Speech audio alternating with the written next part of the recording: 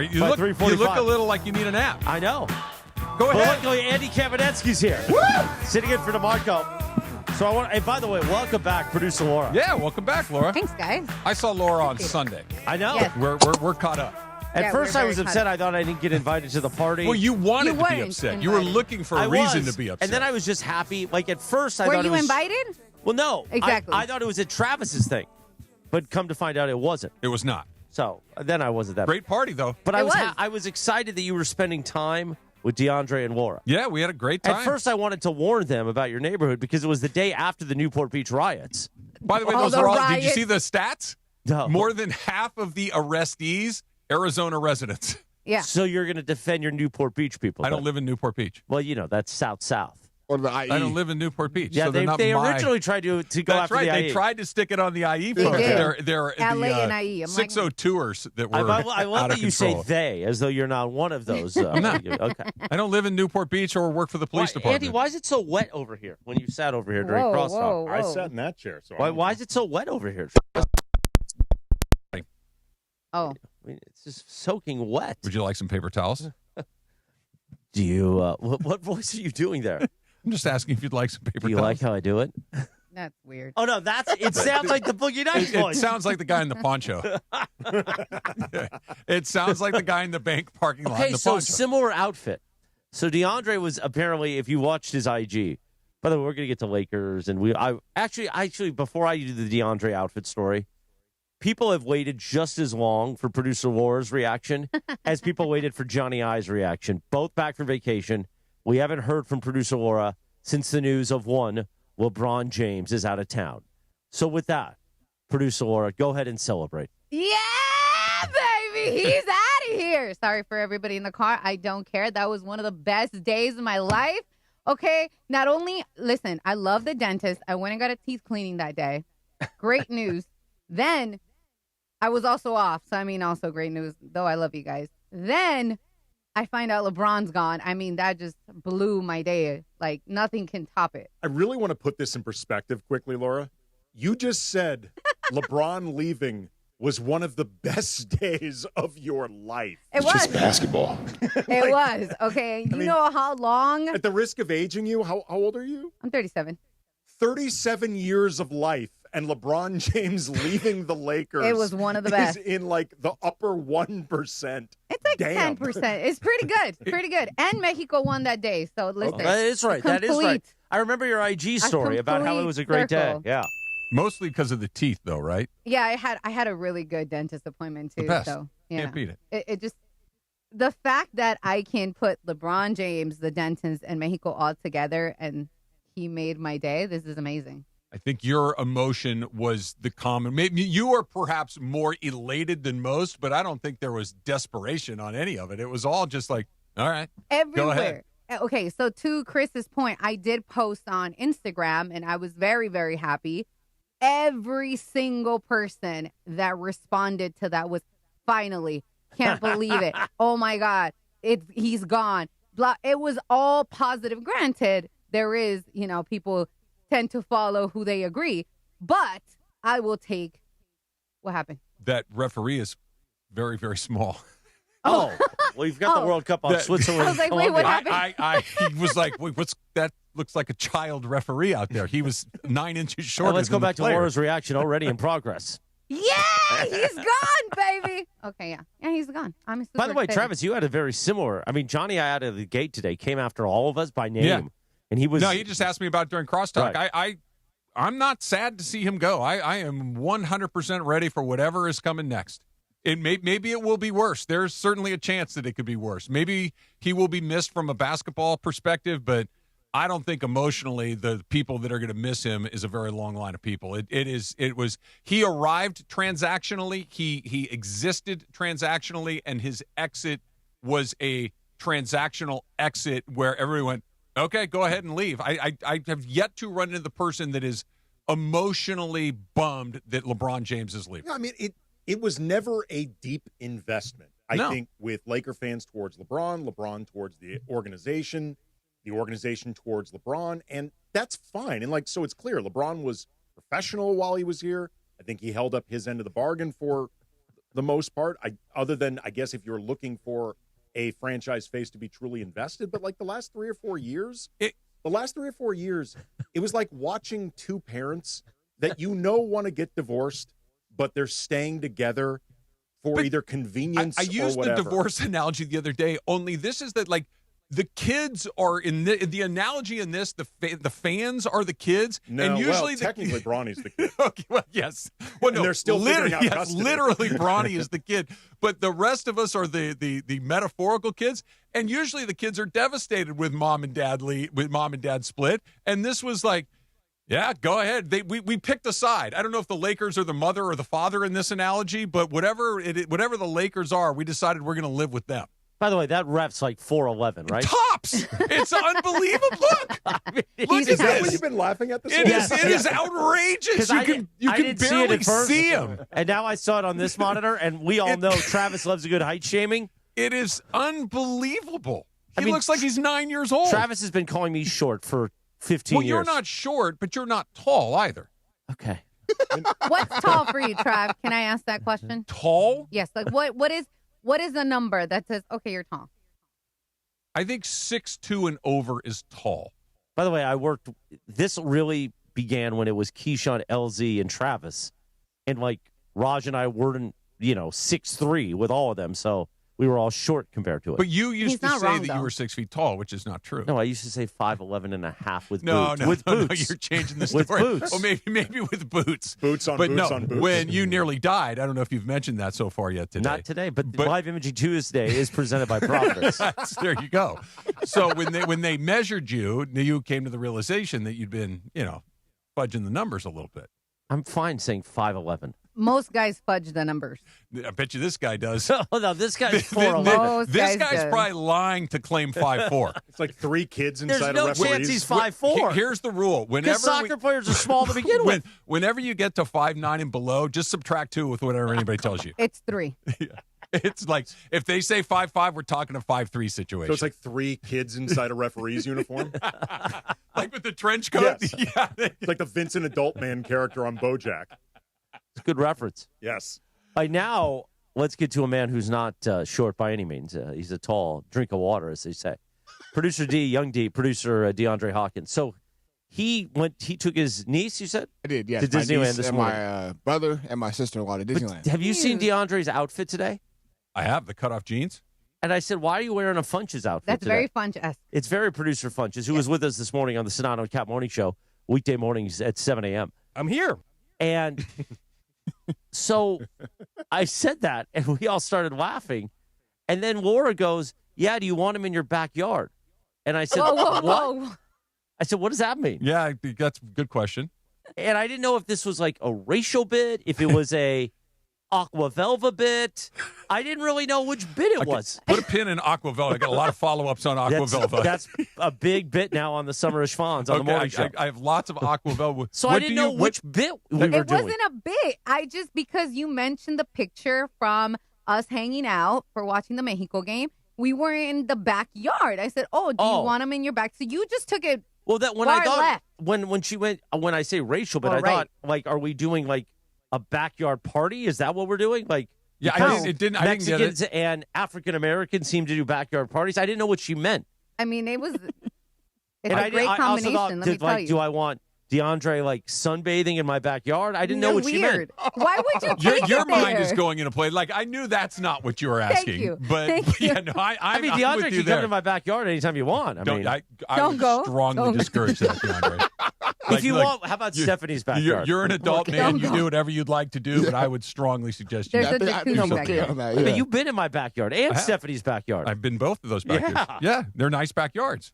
But I know that if DeAndre went over to your house, something untoward is likely to Just take wear place. those cutoff shorts. Maybe you'll join in later. We could do the Buffalo Bill. Why did you bring back Aqua Velva? That's oil. So- Does that even exist anymore? I don't know. Cappy somehow made the reference about. So he saw who's the Rams draft pick? What's his first name? Ty Simpson. Ty Simpson. No, last season. Ferguson. Terrence Ferguson. Terrence Ferguson. Yeah. I almost said Tyler for some reason.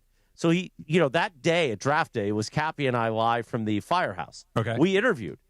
Terrence Ferguson. We interviewed Terrence Ferguson. So Cappy, and then we interviewed him at training camp. That was Sedano Cap. I was on the show then. But he feels some sort of connection to Terrence Ferguson. Okay. So I guess he sees him out. And he goes up to Terrence Ferguson and goes, "Hey, man." And Terrence Ferguson's like, "Yeah, what's up, bro? How are you?" Did he recognize Cap? No. Okay. Terrence Ferguson recognized Scott Kaplan. So apparently Terrence Ferguson, and Cappy's telling this story on air, and we're laughing. He goes, "Hey, so we're going to be like some Aqua Velva over here." And Aqua Velva? I kind of got what the reference. I don't. Yeah, well, The only thing I know about Aqua Velva is that Pete Rose used to pitch it on TV. So now we use the Aqua Velva reference with like Hans and Franz Saturday Night Live. You get what I'm saying? You get what I'm saying? Now I do. Yeah, okay. By the way, you can get Aqua Velva at CVS for $6.99. So the Summer of Schwans officially begins on Wednesday. Oh, no, Thursday on the Sedano and Cap Morning Show. Tomorrow's a windy Wednesday. So we don't want Brian Windhorst to be involved in the Summer of Schwans. Windy. No, Neither does Windy. Let me be very clear. More than you know, he does. He does not want to be involved with the Summer of Schwans. He does. Because next week he'll be part of the Summer of Schwans. He literally, all he wants to do is talk Columbo when he comes on our show. Oh. Well, then he's on the right show. Oh, yeah.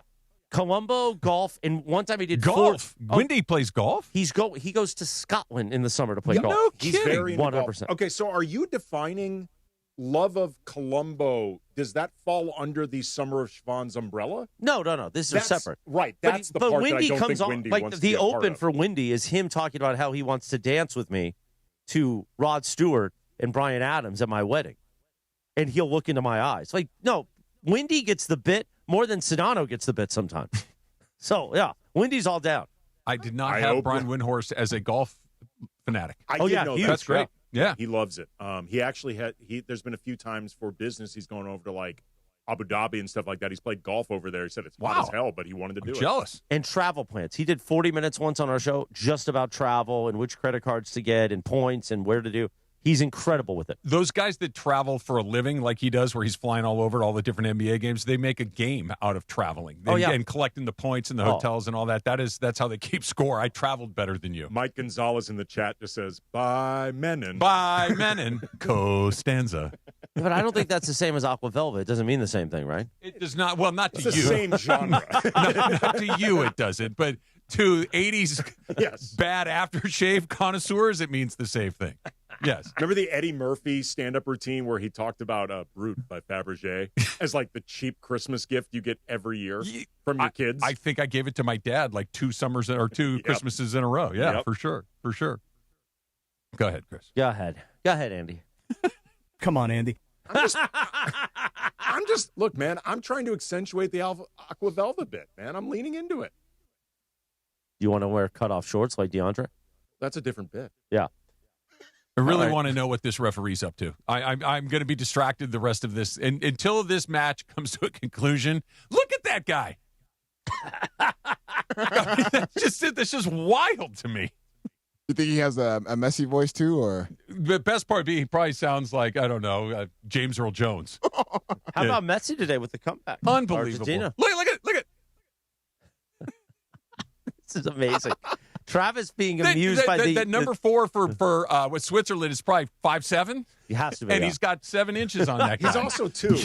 This referee has an extreme hair part. Yeah, too. It's true. So there's a lot going on with that. Out of the referee handbook, though, 98% of FIFA officials have the very distinct, aggressive hair part. You could drive a motorcycle through that man's part. Like there's a lot of distance. Where'd he go? He's probably in the middle of that. You can't even see him. This is going to be the whole. Oh, no, we're in extra time now. So it won't last much longer. Oh, all right. Team USA, though, last night. Oh, my God. You've never been more accurate with that. How amazing was it that people like Steve Mason, Scott Kaplan were running around here yesterday talking about how, Mason was making plans to join us Friday morning at Hollywood Park. And he's like, Team USA is going to win. I'm like, no, they're not. They are. They are. Mauled. It was not even close. It was a mismatch from the opening. Even their manager said as much. He goes, from the beginning of that game, we weren't in it. Like we just were not on their level. We need to do better. It was a very stark reminder of the gap between where we exist in the soccer universe and where the very good teams exist. In I the wonder soccer if there was universe. also, too, kind of like a double emotional whiplash from Balogun being allowed into this thing last minute because the that belt. guy's sitting down and he's as tall as the referee.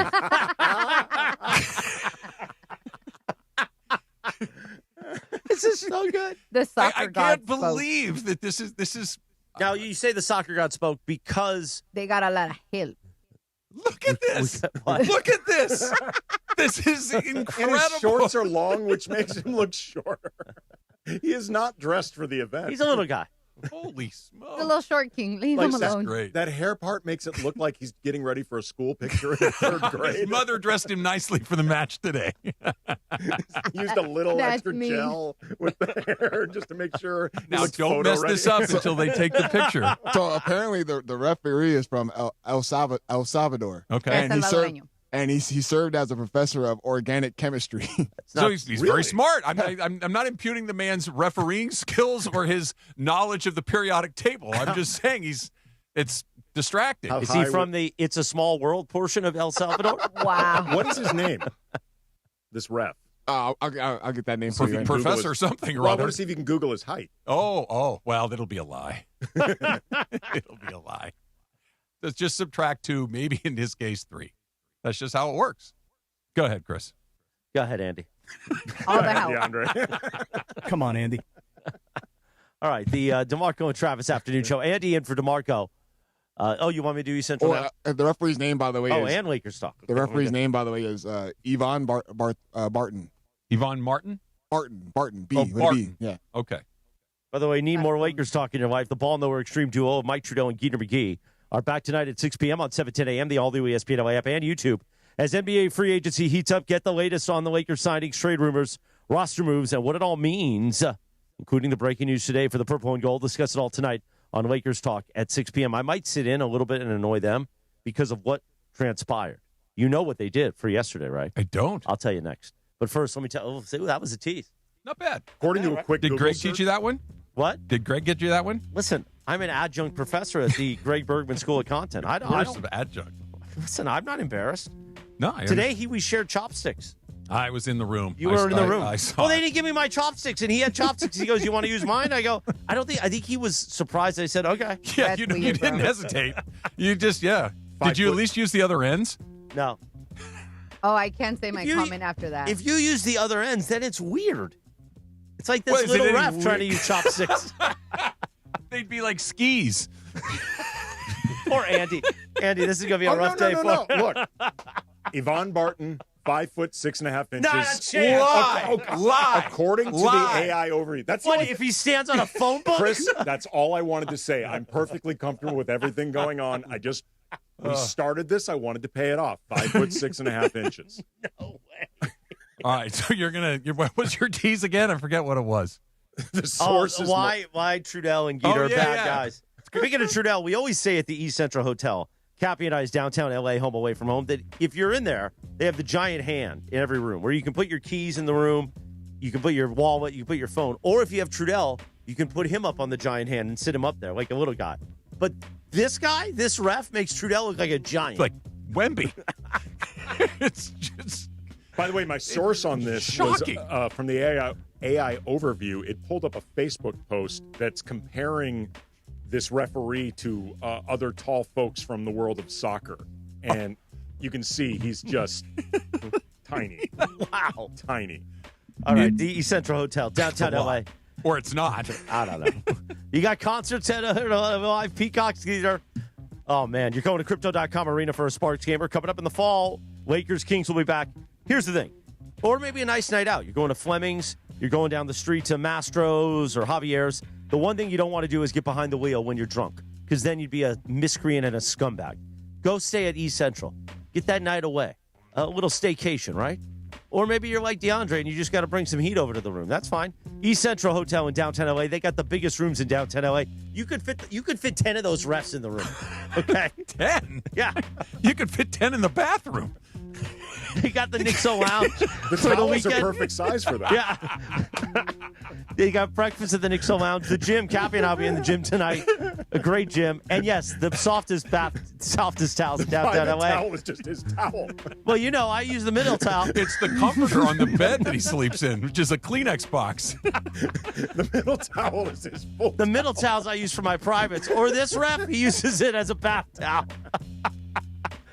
Oh, the GM Robert Montez always takes care of us. I'm sure he's going to be proud of this live read. East Central Hotel in downtown LA, the home of entertainment. We will pay off why Trudell and Geeter are scumbags now. Mornings in LA start with Sedano and Cap. I'm pulling in yesterday to the Del Mar Fairgrounds. Right. Imagine pulling into the LA Fairgrounds. And you're like, the Orange hey, County guys, I'm Fairgrounds. the engineer for the broadcast Oh, coming no, up. no, worse. Wait, it's worse. Weekdays starting at 7 a.m. on ESPN LA. They're tearing down the corn dog stand and the fried Oreo cookie stand. And security is like, where are you going? And people are looking at me like, what are you doing? Now, I have a media pass. It says news media. It's from 2001. Okay? All right? It's this bright orange thing. By the way, it was never legit. I made it myself. By the In way, fact- I've been with him when he's used this to park at Dodger Stadium. Oh, no, It's I the know, most Oh, amazing it's great. thing. It's great. And so I had But my... you used that pass Right. that Oh. you made He just in drives through. 2001. He drives through and is like, media. Right, At news Dodger media. Stadium. Yes. Right, correct. News media. Right. I've been with him. And It's it, amazing. and it actually says on it member number, and it says 007. Okay. The morning show with Sedano and Cap. Weekdays starting at 7 a.m. on ESPN Los Angeles. DraftKings is live in all 50 states. That means us, California. Win or go home. That's it. That's the World Cup knockout round. And DraftKings has you covered for every single match. The DraftKings app is now live in California, so whether you're catching the early kickoff, before work, the late match at the bar, you're in on every single minute, every match, every moment, all in one app. Right here in California, the world's biggest stage is in the palm of your hand. And new DraftKings customers, sign up with code LA710, spend $5 to get $200 in total rewards over 21 days. That's code LA710 in partnership with DraftKings. The crown is yours. Event trading offered by DraftKings Predictions, a CFTC registered introducing broker. Trading involves risk of loss. Market availability varies. Eligibility restrictions apply. $50 every 7 days via click-to-claim issued in non-withdrawable prediction dollars that expire in 1 year. Ends July 19th. Terms, dkng.co/predictions promo. We expect our information in real time. US Med carries continuous glucose monitors, which provide real-time readings of blood glucose levels. US Med is an approved provider for Medicare and over 500 private insurers. So call 888-665-0696 today for a free insurance and Medicare benefits check as easy as... That's 888-665-0696. Every 40 seconds, a child is reported missing. Find the Children is a nonprofit organization dedicated to helping find missing kids. You can be a part of their mission by donating your unwanted car. Call 1-800-294-0222. You'll receive the maximum tax deduction and we provide fast, free pickup. Call 1-800-294-0222. Donate your unwanted or unused car. Call 1-800-294-0222. This advertisement was paid for in partnership with Cars R Us and Find the Children.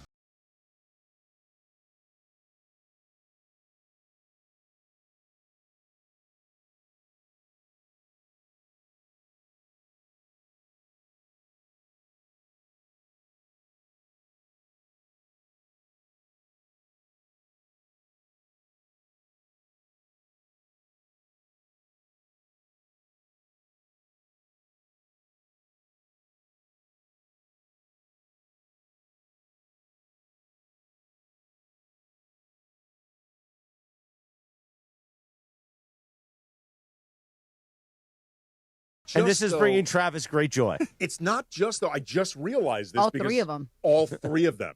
It's like they decided if one of them's going to be this short, all three have to be this short because it's strength in numbers. They can keep them all What in was the the same line in the hotel room. What was the line in the Sopranos? Oh, the mayor of Munchkin way. Little short kings. That was for Frankie Valli, wasn't it? Yes, yes, Someone in the yes. chat, Robone818 just said, Ivan is the tallest of the three refs. It's true. I mean, this is they're doing this on purpose, right? Like they said, hey, let's do this, see if anybody notices. And we did. Oh, boy. All right, so why Geeter and Trudell Geeter just scumbags? texted me. Oh, I can't know wait to why hear they're this. bad guys. Yeah, go ahead. No. Okay, so I came back today, but I noticed a little interesting switcheroo on the schedule. Right. Yes. So Lakers talk was originally scheduled for yesterday. Correct. And I noticed that it's now scheduled for today. Correct. So I was like, wait, what happened? Do you want to know what happened, or are you Yes. going to take a guess? They bailed on you? So They here's forgot. what happened. I get a call from Gregory Arthur Bergman last Thursday because we all had Friday off for the 4th of July. And I was, Stephanie was driving back. So I was in her car and I was asleep. Shocking. And I woke up and I'm like, yo. And he's like, so listen, I just got a call from Trudell. I said, yeah, what's up? And Trudell, as you know, he took off his wife's birthday from Lakers talk. He's done different things, which has angered me, but like, whatever, it's fine. And he goes, well, Trudell wants Monday night for Lakers talk off. I go, why? What's happening Monday night? He goes, well, Team USA is playing. I go, oh, yeah. I go, wait a minute, what? I said, why can't he do Lakers talk? Or do we have a World Cup show or something? He goes, no. He just wants to watch it with the family. And Chris McGee or Geeter would be okay with it. I'm like, really? And I said, Bergie, honestly, it's your call. I'll support you either way. He goes, well, and he kind of wanted me to be the bad guy. And He I said, wanted no. you to say no. I didn't say no. I said, Greg, this is your decision. You make it. So then he let them switch. So Beto proudly did a solo show Beto was in last last night for the Destination for LA Sports. And this, Trudell, is a bad guy for this because he cursed Team USA last night. I don't Instead know. of coming in here and doing Lakers talk and supporting, listen. Oh, first PK, good. By the way, soccer's not a game that there's so many updates. Oh, this happened. Oh, this happened. Like, you could work that into Lakers talk. But that is his, if I can defend Trudell for a second, that is his passion, is international soccer, the He's World a sicko. Cup. There's He is all in on it. I thought Lakers is his passion. I'm not so sure if he doesn't care more about this. This was something that he was lobbying on with Greg last Thursday when we were doing the show together. Right. He was lobbying Greg knowing that Team USA was playing on Monday, and he was... Oh, so he was doing this on the air. Yeah. This is where it started. Yeah. Oh. Yeah. Again, I was asleep for Yeah. that portion of You're this. catching up on your winks. Yeah. Yeah. No, I kind of get it. So If you that's get his it. most passionate thing about it, yeah, I get it. This comes around once every 4 years. If it were every week, then no. But this is a once in a 4 year opportunity. Sure, why not? Okay. Right? What's he going to do next time? The Rams are in the Super Bowl. I really want to be at home watching it with my family. Well, then it would be Greg's call again, apparently. You know me. I'm more annoyed about. I enjoy the fact that I get to do the bit now about it. Well, that's it. You enjoy being annoyed. Yes. Your happy state is bothered. Oh, he missed. Who Columbia missed? missed. That's Columbia their second attempt.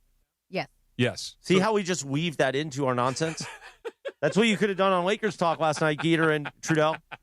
Oh, there's Gregory Arthur Bergman. He's coming in to do, what's the First pitch.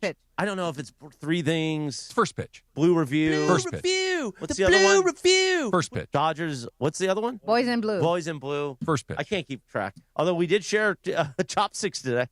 I saw. Like I said, I was there. So Bergie can come in and give his side of the I don't think there's really a side. He made a call. He made a call, which Yeah. I told him I'd And support you it. get to be annoyed by it, so it's a win-win-win. It is such a win. Trudell got to see soccer. Greg got to make a call, and you get to be bothered by it. Win-win-win. And we get a bit out of it. And we get a bet. Win-win-win-win. And now I'm going to sit in here until 8 o'clock tonight on Lit. You should Lit's you should going go 6 to 8. You know what you should do?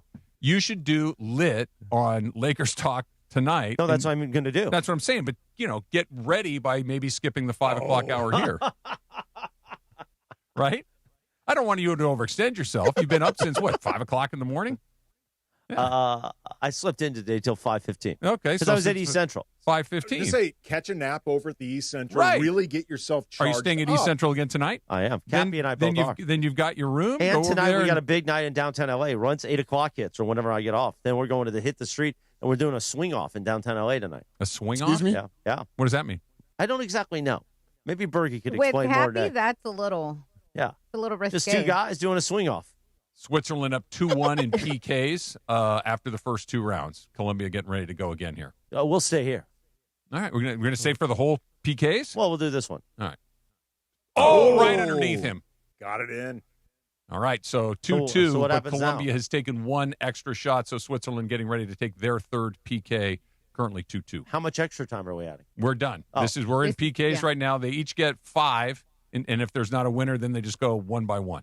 Oh. Let's go Colombia. I'm basically Trudell on the World Cup now. I've basically got it all figured out. I know the referees and I know the formats of the PKs. You got to be 5-4 and down. Is that a Strudel shot or was that a ref No, shot? the Oh, okay. ref! I didn't know. Trudell would look like Shaq standing next to this guy. I mean, it's just not even close. All right, let's step aside. Unless you want to say here. You want to say here? No, go ahead. All right. ESPN LA Summer of Soccer is coming to Culver City this Saturday, July 11th from 11 a.m. to 3 p.m. I'm going to be out there in the CC. Bring the family to Veterans Memorial Park for a free family field day. Oh, we missed. Switzerland missed. So 2-2 after 3 rounds. Well, So we'll stay here then. Yeah. What was I saying? Oh, fun activities and a watch party featuring the quarterfinal between Norway and England. That's this Saturday, July 11th in Culver City. Visit culvercity.org for details. You've ever been to Pasta Sisters over there in Culver City? I'm not. Really good. I was there last week. It sounds Really good. Really good. Maybe we should go sometime. You and me in Culver Sure. City? Why not? Yeah, why not? Is another PK coming or There's what's- another. Yeah. So the Do you have to do Rotowo here? Colombians, I don't. Yeah, I guess I do. Chris, at some point. Is this the 20 break or the 40 break? This is This is the 40 break. Oh, okay. Well, you missed it at 20 then. Oh, we'll get to it. This is the World Cup. Oh, sorry. Maybe I should take Here we the go. day off. Colombia is getting ready to go again. This is their 4th attempt, and Oh, he stopped saved? him. Saved. Wow. So now Switzerland has a chance to take a lead 3-2 in the 4th round of PKs, and this Swiss goalie, you see that little shoulder shrug he just did right there, a little shimmy. No word on the referee's update. He's still whatever it is that he's doing off to the side. He's trying to see over everything.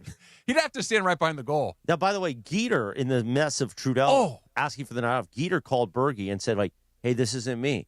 I'll work if you want me to work. So Geeter was backdooring Trudell on this thing. I don't think that's true. No, that is No, true. I'm sure he was coming. I don't think he was But Berge, backdooring no, anybody. look, Berge's shaking his head. There he is. There he is. Berge doesn't fib. And by him, I mean the referee. So Geeter was playing both sides? Yeah, I didn't know. He's a volleyball guy. You never know.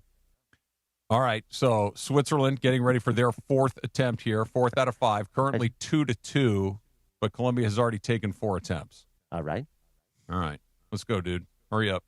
We got to Oh! bang right down the middle. So if Colombia gets stopped on this final shot, Switzerland wins. They won't even have to take their final shot. So we are down to what could potentially be the final kick of this match. Okay, here's the thing. I don't know anything about anything when it comes to soccer. This Something has been about your established. hips, how you move your hips. The goalie always jumps one way or the other, right? But Just he's kick trying- it down the middle. But he's trying to read your hips. Yeah, but these guys, so throw a little hip fake in there. That's what they're doing. But then just fire it Well, down he the committed middle. too early to one side. Is that what that on the last one, the Colombian goalie committed too early. Have we seen a goalie stop a shot right down the middle? Has that happened before? I'm sure at some point it has, but it seems like these guys have to pick one side or the other. They have to start diving, and down the middle feels like it's always. Now, maybe this is the same idea of a sumo goalie in hockey that would actually be terrible. Here we go. This is it. Colombia's got a chance to. Oh. All right, he It's made in. it. So now it comes down to the final Swiss guy. If he makes it, Switzerland wins. If he misses, then we go into a 1v1 PK situation. Oh, my Lord. Come on, Colombia. Who has Colombia? Oh, Sedano. Sedano. I need points. Okay, I have a strategy Sedano now. has Colombia, and Ireland, I believe, has Switzerland. By the way, the great thing about Trudell, I will give him a compliment here. The way he has brought us all together on the World Cup It was good. group chat It was good. has been amazing. It's been really good. It's been fun. Yeah. I got it. Laura did more belly aching about her picks. the leader of the complaining clubhouse, and you Yes. are in the lead still? Correct. Yeah. Even though Mexico's out. See, even before the first match had taken place, you were complaining, and you're winning the whole thing. Oh, I was so mad. Y'all don't even know I wanted to roll heads. And Brian Cohen is 2, right? He's in second place. BC's right there. All right, here we go. This is the could be the final kick of this match. Switzerland down to their 5th PK. All right. It is 3-3, and this will decide it potentially. Come on, 17. See what you got. Do it. Do it. Hurry up. Got it. Oh. So now Switzerland wins. Switzerland wins. They advance, and Colombia goes home. So Ireland won, right? Correct. And I Oh. think he has 20 points now. Okay, so beautiful. he's near the. How many do you have? 25. Oh, so you still have a pretty. You had 2 teams go deep, Yeah. and you still have Morocco. But Morocco's going to be done. They're facing France. So. You want to tell us about Rotolo Chevrolet here? I would love to, Chris. And then It would be my Bergie pleasure. and Bergie's 3 things or whatever it is. First Coming pitch. Up. First pitch. It's first pitch. 3 things is another thing. Rotolo Chevrolet is a lot like what we've been watching. Just awesome. They are just awesome and making sure that you get what you want at the price you want and that you feel absolutely fantastic about it. That's why Rotolo Chevrolet is won Dealer of the Year for Chevy 14 years in a row. We talk about dynasties, right? We talk about baseball dynasties, basketball dynasties, football dynasties. Well, even the very best doesn't win 14 in a row. They do at Rotolo Chevrolet. So if you've been thinking about a Silverado like I have, if you've been thinking about any of the Chevy cars and trucks that you've had your eyes on, get yourself out to Rotolo Chevrolet. Right off the 210 freeway, Sierra Avenue exit. You cannot miss it. It's the place with all the Silverados, all the Chevy cars and trucks, and they're going to take great care of you. Not just because I'm telling you, but because I've gone through it 3 different times myself. I've had friends buy trucks at Rotolo Chevrolet. The same incredible experience. Transparent, courteous, upfront. You're going to feel great about your purchase at Rotolo Chevrolet. That's the way that Mike Capozio insists that it goes, and they do it day after day, week after week, year after year. Right off the 210, like I mentioned, Sierra Avenue exit. If you're thinking Trav, awesome. But man, Fontana, that's really far from me. No problem. RotoloChevy.com. ROTOLO. RotoloChevy.com. And whether you go in or go online, make sure they know that Travis sent you in to Rotolo Chevrolet. You never know what you're going to get when you wake up with Sedano and Cap. First of all, watch your tone. Second of all, watch my tone, actually. Second of all, tone, little boy. What happens if I don't watch my tone, by the way? Get your ass kicked. we can have a conversation later about it. Oh, yeah. No, take your belt off, George, and put him over your lap and smack that tushy. There's a lot of tushy to smack. Yeah, there is. Less than there used to be, though. It's the morning show with Sedano and Cap. Weekdays starting at 7 a.m. on ESPN LA. I'm here with Angelica, and getting a DUI is serious business, isn't it? It's a process, Cappy, and if you don't take action within 10 days, you run the risk of some pretty serious consequences. Start by calling or going to fixmydui.org. One of many things Fix My DUI does is help individuals rebuild their lives through stability and reducing the risk of future mistakes. We do this through education and ongoing support. So the first thing you do, visit fixmydui.org or call 888-607-7077. We can help. Red card penalty. Score big with Waba Grill's new red card combo for a limited time. A mini sweet and spicy chicken bowl, 3-piece chili crisp dumplings, and a side of Wablaze sauce for that extra heat. Then kick it up a notch with our new Penalty Punch, a premium beverage loaded with sweet mango popping boba. It's a flavor finish that hits the back of the neck. Get the red card combo for $9.99. Only at Waba Grill. In my world, you're always sorting through information, trying to find what matters most fast. Well, if you're hiring, you can now review all these resumes and applications faster thanks to ZipRecruiter. ZipRecruiter has a new feature that instantly shows you the most interested, qualified candidates first. ZipRecruiter's matching technology finds qualified candidates quickly. And with ZipRecruiter's new feature, qualified candidates show up at the top of your list. Try it for free at ZipRecruiter.com/sports. Meet your match on ZipRecruiter. Rich Eisen here with some advice. If high-interest credit card debt is grinding you down, it might be time to call an Audible with a SoFi personal loan. It consolidates your debt into one low monthly payment with no fees required. And with as soon as the same day funding, you can make the right play fast. Call an Audible on your debt today at SoFi.com/debtplay. Loans originated by SoFi Bank N.A. Member FDIC. Terms and conditions apply. NMLS 696891. Fast funds terms apply at SoFi.com/debtplay. 3:55 on a Live Energy Tuesday presented by Providence. What? Andy's got beautiful berries in here.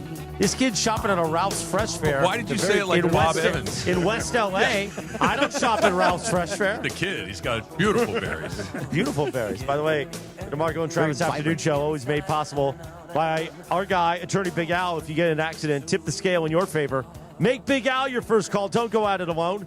Call 1-800-HURT-123 or visit attorneybigalca.com.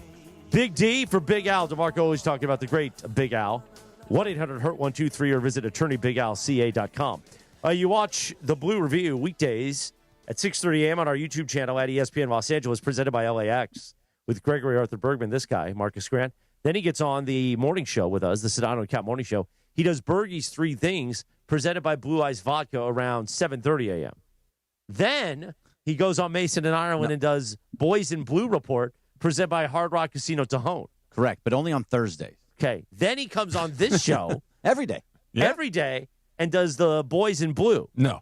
Oh, what? First pitch. First pitch. That's right. Who's that presented by? Nobody. Oh, wait. Guys, Yeah. we got one unsold Bergie segment. Yeah. First pitch. I mean, honestly, it needs to be sold again at this point. There should be one more thing. I feel like I've been with this guy all day, and I Well, you literally have. have. I was going to You say literally because have. you have. We went on a walk together. He was in my left hotel me. room at East Central I for about was. 30 seconds. I saw the hand. Wow. Yeah, I saw the hand. You made it out alive. Huh? Then we shared chopsticks. We did. I Share, saw that. We did share. Why were you chopsticks. in this hotel room? Because we walked over. Because we were before we got sushi. We walked over. He needed to I get didn't mind to something. take my pills. Yeah. And I left my pills in my hotel room. Yeah. Like You should get one of those little I almost organizer made deals. a bad joke, and I didn't. You got to get one of those little like wheel dispenser things. I have a whole thing. I left it in my hotel room this morning. I didn't bring them with me. I am not Cappy. We only shared chopsticks. That's it. And I was first, and then moved him on.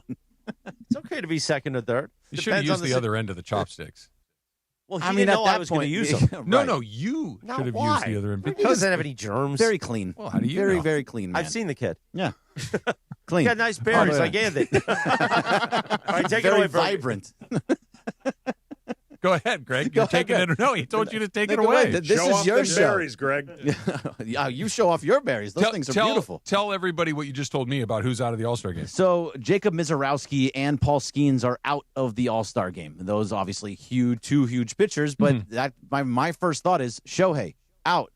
We talked Leave. about it yesterday. Yeah. I talked about it on my podcast this morning. I think that there is a very strong case to be made that, A, you do not pitch Shohei against Arizona at the end of this week, and that you just don't use him at all in the All-Star game. If he would like to go and tip his cap and take pictures at Home Run Derby and be a part of the pomp and circumstance, great. But he shouldn't pick up a bat, run a base, throw a pitch. Just take the week off, bro. Yeah. 1,000%. Yeah. Yeah, all of it. There's no reason for him to do anything that is even going to put him in position to be in danger of anything. He still has the knee issue. Now he has the bicep issue. Now he has the issue on his finger with the what is it called? The blister. Yeah, the blister. Thank you. That did not come to my head. The blister. That all those things are happening. Just let rest. Hey, you know what else I think? You're 15 games up in the division. The division is over. It's not mathematically over. The Dodgers couldn't blow a 15-game lead if they played with the Oklahoma City Comets for the rest. And by the way, I'm not kidding. If the Oklahoma City Comets played the remainder of the schedule, they're not blowing a 15-game lead. It's just not going to happen. What about this? Kind of putting that thing together with Shohei, skipping the All-Star game potentially. He's not going to win the Cy Young, right? No. I mean, it's Mizorowski's to lose at this point. Skeens has fallen off the pace. Sanchez is probably still up there. He just got clobbered the other night. But it's basically a two. Maybe Sale slides in there. Yamamoto's kind of poked his head back into the race. Over the last 8 starts, Yamamoto's put him right himself Yamamoto's been in it. amazing. Yeah. But it's Mizorowski and then the rest at this point. And Shohei has fallen off the pace, and he was going to have a hard time doing it anyway. Knowing that is, for all intents and purposes, off the table, do you start to really manage his workload moving forward? Where instead of once a week, maybe it's once every other week, because even at this reduced pace, he is still going to come very close to a career high in innings, which I believe is about 160 that he threw in Anaheim one year. Well, and he's going to blow way past that if they go deep into the playoffs. So why not get him into that comfort zone of, by the time the season is done, have him be at that 120, 130 threshold. So when you get into October, you don't have to worry about, are we burning too much rubber off the tires? Just start to throttle back now, because the award that he was chasing, and I give the Dodgers credit, I give him credit for going for it, but at this point, it's out the window. So let's think this through. So I like it. I think they absolutely should. I don't think they will, because Shohei does whatever he wants, and he should be able to do whatever he wants. But I'd taper it down and then start to ramp it back up, probably like the end of August. So he has all of August and at the end of August and all of September to ramp back up to a regular 6-7 innings. And that by the time you get to the postseason, he's back exactly where he needs to be. That makes the most sense to me. It's as little as you can get out of him is probably the best, especially with such a massive lead, such a massive. It's a good lead over in all of baseball too. They are still leading everything. I don't think they give a single solitary about having to go into Philadelphia or Milwaukee or Chicago or Atlanta or any of those. Fine, we'll go play wherever you want. I think also too, like from a purely practical standpoint, and I don't know necessarily how you have this conversation with Shohei if you need to, but it is only going to get harder for him every year to do both batting and pitching. This is right now his best opportunity to do both, because every year he gets older will be less of his best year, then less, then less, then less. You want to make the most of this year, this opportunity in front of you now.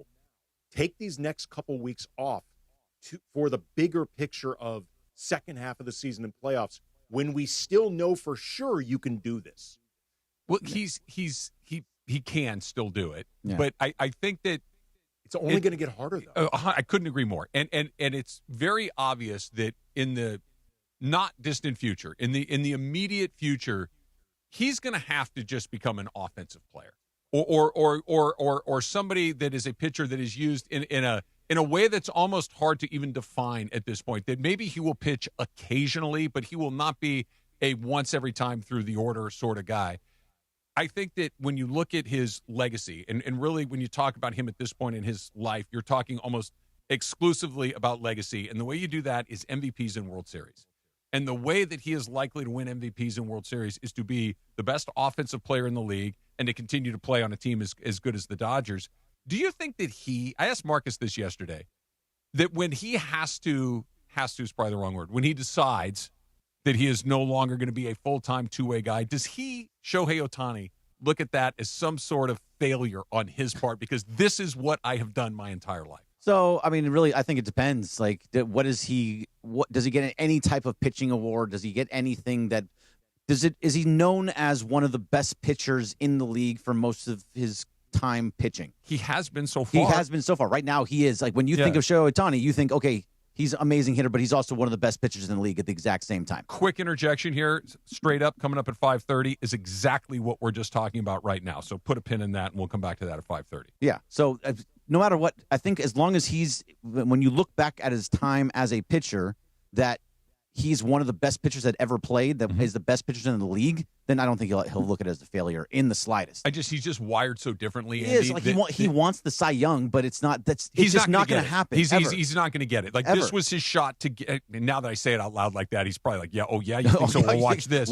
But he is such a unique individual, an athlete, a person to do the things that he's done so far. That's what I'm asking. And I'm not saying that it would be a failure. I'm saying in his mind that I wanted to be a two-way guy, and then all of a sudden at some point in my career where I can no longer do it, in his mind is that I'm not doing what I'm supposed to do.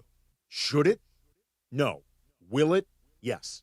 I think he would see it that way, in part too because I think he would look at the entirety of his career, just because he has such a high bar for himself to clear, and he continually clears it, and then it seems like he keeps raising it. I think he might look at his career and say, on balance, as a whole, I did not do as much full-time pitching and hitting as I should have, as I set out to do. Again, he's insane if he thinks that. Like, it's ridiculous, and I would like him to go easier on himself.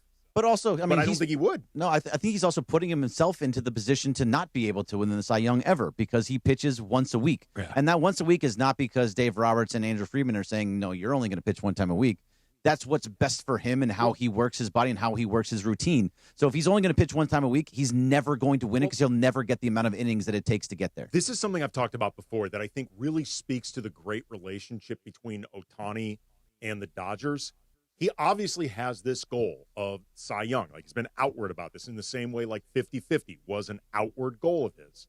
He does not put his personal goals ahead of the team because if he wanted to, he could say, I don't want to be in a 6-man rotation. I want to be in a 5-man rotation. Why? Because it's going to be held against me. I don't want you to pull me after 6 innings, even though it is the best thing for the big picture. Why? Because that's going to be held against me for Cy Young voting. And by the way, that's fair criteria against him. Sure it is. It is if his numbers, like your whips, your K rate, your ERA, all that stuff is basically the same as Mizorowski or Sanchez or Yamamoto, but those guys threw 50 more innings than you. It's a no-brainer. You're out. It is fair to hold that against him because otherwise you're penalizing the other guys for not hitting. Right, yeah, exactly. Yamamoto needs the six-man rotation too. Roki needs the six-man rotation also. It helps guys like Glasnow and Snell to be able to have as many guys pitch as you want to. Also, he leaves in the sixth inning because he's giving up hits. It's not because he can go. He went over 100 pitches in his last I'm not outing. saying he can't do it. I'm saying the Dodgers make the cautious decision. No, they don't pull. They don't pull him unless it's that he's over 100 pitches or he's giving up. But they could runs. leave him in longer often than they do. I think if he was not a hitter, I think if he was not I disagree, a hitter, but that's me. I think they'd be less cautious with him on a game-by-game basis. I agree with that. I agree that the way that they manage his workload is specific to him because of his two-way duty. But to Greg's point, I am struggling to think of a time where I felt like they removed him from a game because of what may be coming up later. Usually when he comes out of the game, it's time for him to come out of the game because the other team's telling him it's time to come out of the game. Yeah, he's given up 4 runs in the 7th inning, or he's at 110 pitches in the 6th inning. By the way, they're going to go to a 7 or 8 man rotation before too long when Snell and Glasnow come back. I know they're not, but they could. They could. I mean, that's a real conversation on the Blue Review we have. It's like when Blake Snell comes back after the All-Star break, because he's going to. They're going to trade Eric Lauer. I mean, you kind of have to, they're right? Trade Eric you Lauer. wouldn't trade Sheehan. He's a more valuable piece to somebody if you want to grab they're something. going to get some because somebody's going to need Lauer. Lauer's pitched great for the Dodgers. Great. He's been terrific. Somebody's going to give you. You're basically getting something for nothing. You just kind of took this guy. Sheehan is still so valuable that unless I have to move him to go get a Scooble or something like that, I'm not. I think that would be the only reason. Yeah, Sheehan's a proven major league commodity who's got tons of team control. He's very young. Yeah. Like he's on a different level. Eric Lauer just turned into something that nobody ever. I mean, good for him too. By the way, I think he has 4 or 5 quality starts where he's gone 3 times in a row, going 6 innings with 3 runs or less given up. The dude's been fantastic as a Dodger. You're listening to KSBN Los Angeles, a Good Karma Brands radio station. Greg, good job with Thank 3 you. things or Blue Guys or first hey, bit. you know that. Don't play his bit. Of course I know. Don't go into his bit. Of How course dare you? I know much better than that. Yeah. That Argentina game, they're showing the score in the highlights Crazy. right now. That's just dumb. Did you see the referee in the second game?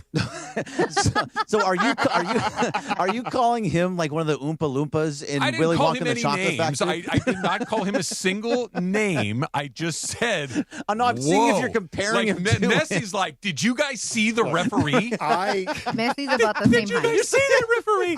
He's 5'1", and I don't like not being the smallest guy. And he took the last Capri Sun and the last piece of cupcakes, and I don't like it. Where are my orange slices? I compared him to 3 children in a trench coat. But that was not Travis. So it's good. It was me. Right, yeah, not Travis. Not Travis. It was a lot. Like I'm Little still, rascals I'm still processing.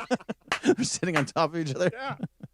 I just think of Milhouse and Bart when they did it, when he looked like his dad when his voice changed when he got hit in the throat. Good job, Greg. Thank you. All right, thanks, guys. All right, we got a little Far Side AK edition coming up next. It's DeMarco and Travis, ESPN LA. This summer's biggest football watch party experience is happening at Mercado Gonzalez in Costa Mesa. Catch every Mexico and USA match live, surrounded by nonstop game day energy, passionate fans, drink specials, surprise giveaways, grab fire asada tacos, slow braised quesadilla, fresh ceviches, warm churros, and more while you cheer on your team with the entire Mercado. Mercado Gonzalez, your soccer fan paradise this summer. Join us every Mexico and USA match at Mercado Gonzalez in Costa Mesa, where every match tastes better. ESPN LA fans, join us Friday, July 10th at Hollywood Park Casino for the Kickin' It at the Park tailgate party as we broadcast live with the Sedano and Cap Morning Show. Come tailgate for the quarterfinal and unforgettable final World Cup game at SoFi. Cheer on your team and enjoy HBC's new outdoor bar. Hollywood Park Casino, the only spot where you can park, party, and play 24/7 is LA's hottest card room, and it just got hotter during the epic Summer of Soccer. Friday, July 10th at Hollywood Park Casino. For more info, go to playhbc.com or follow us at PlayHBC. Must be 21 plus to enter. You know, in sports, you got to have the right team in your corner.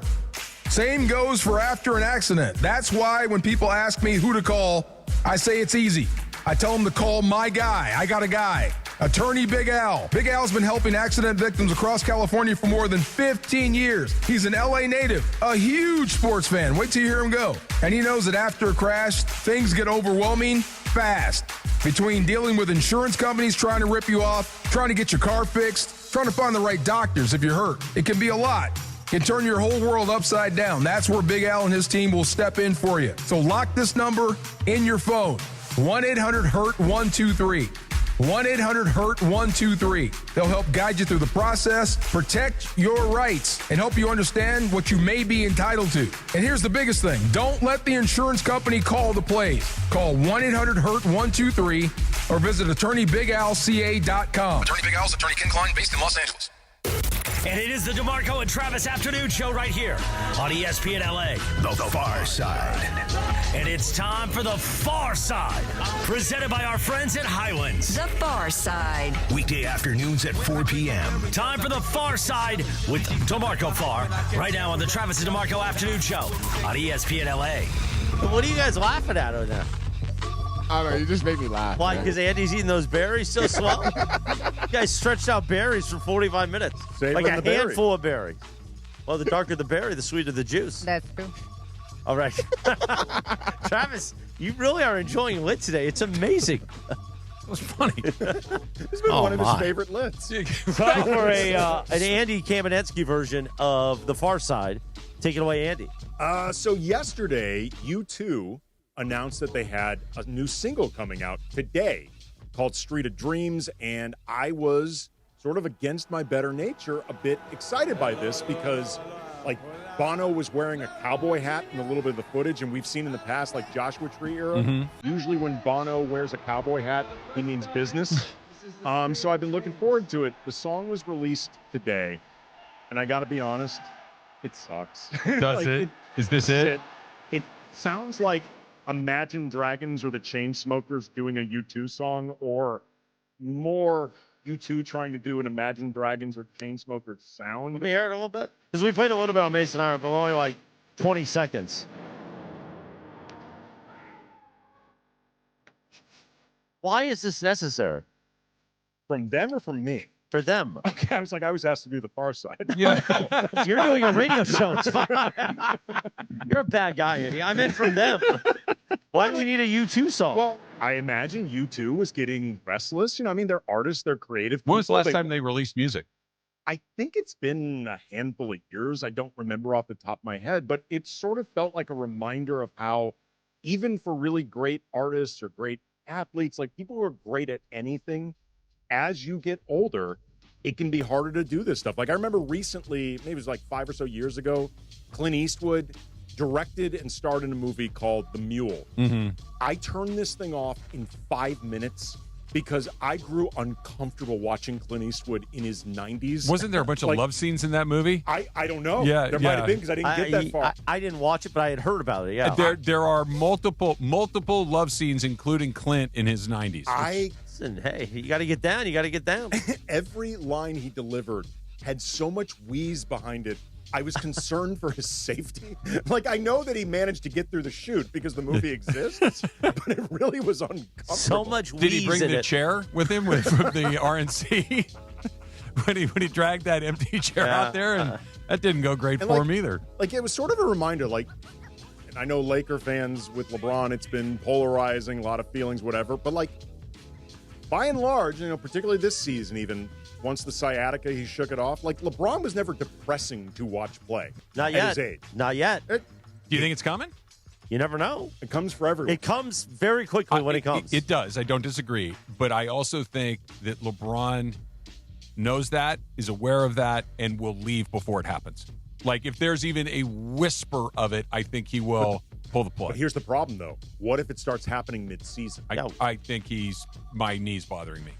My neck is bothering me, and I do not think you're going to see him, to your point, wheezing through his lines. So the documentary becomes all MRIs? Something like that. But no, the Clint Eastwood analogy would not extend to him just, you know. And I don't think in a shadow of he's himself. not quite at Clint Eastwood in The Mule.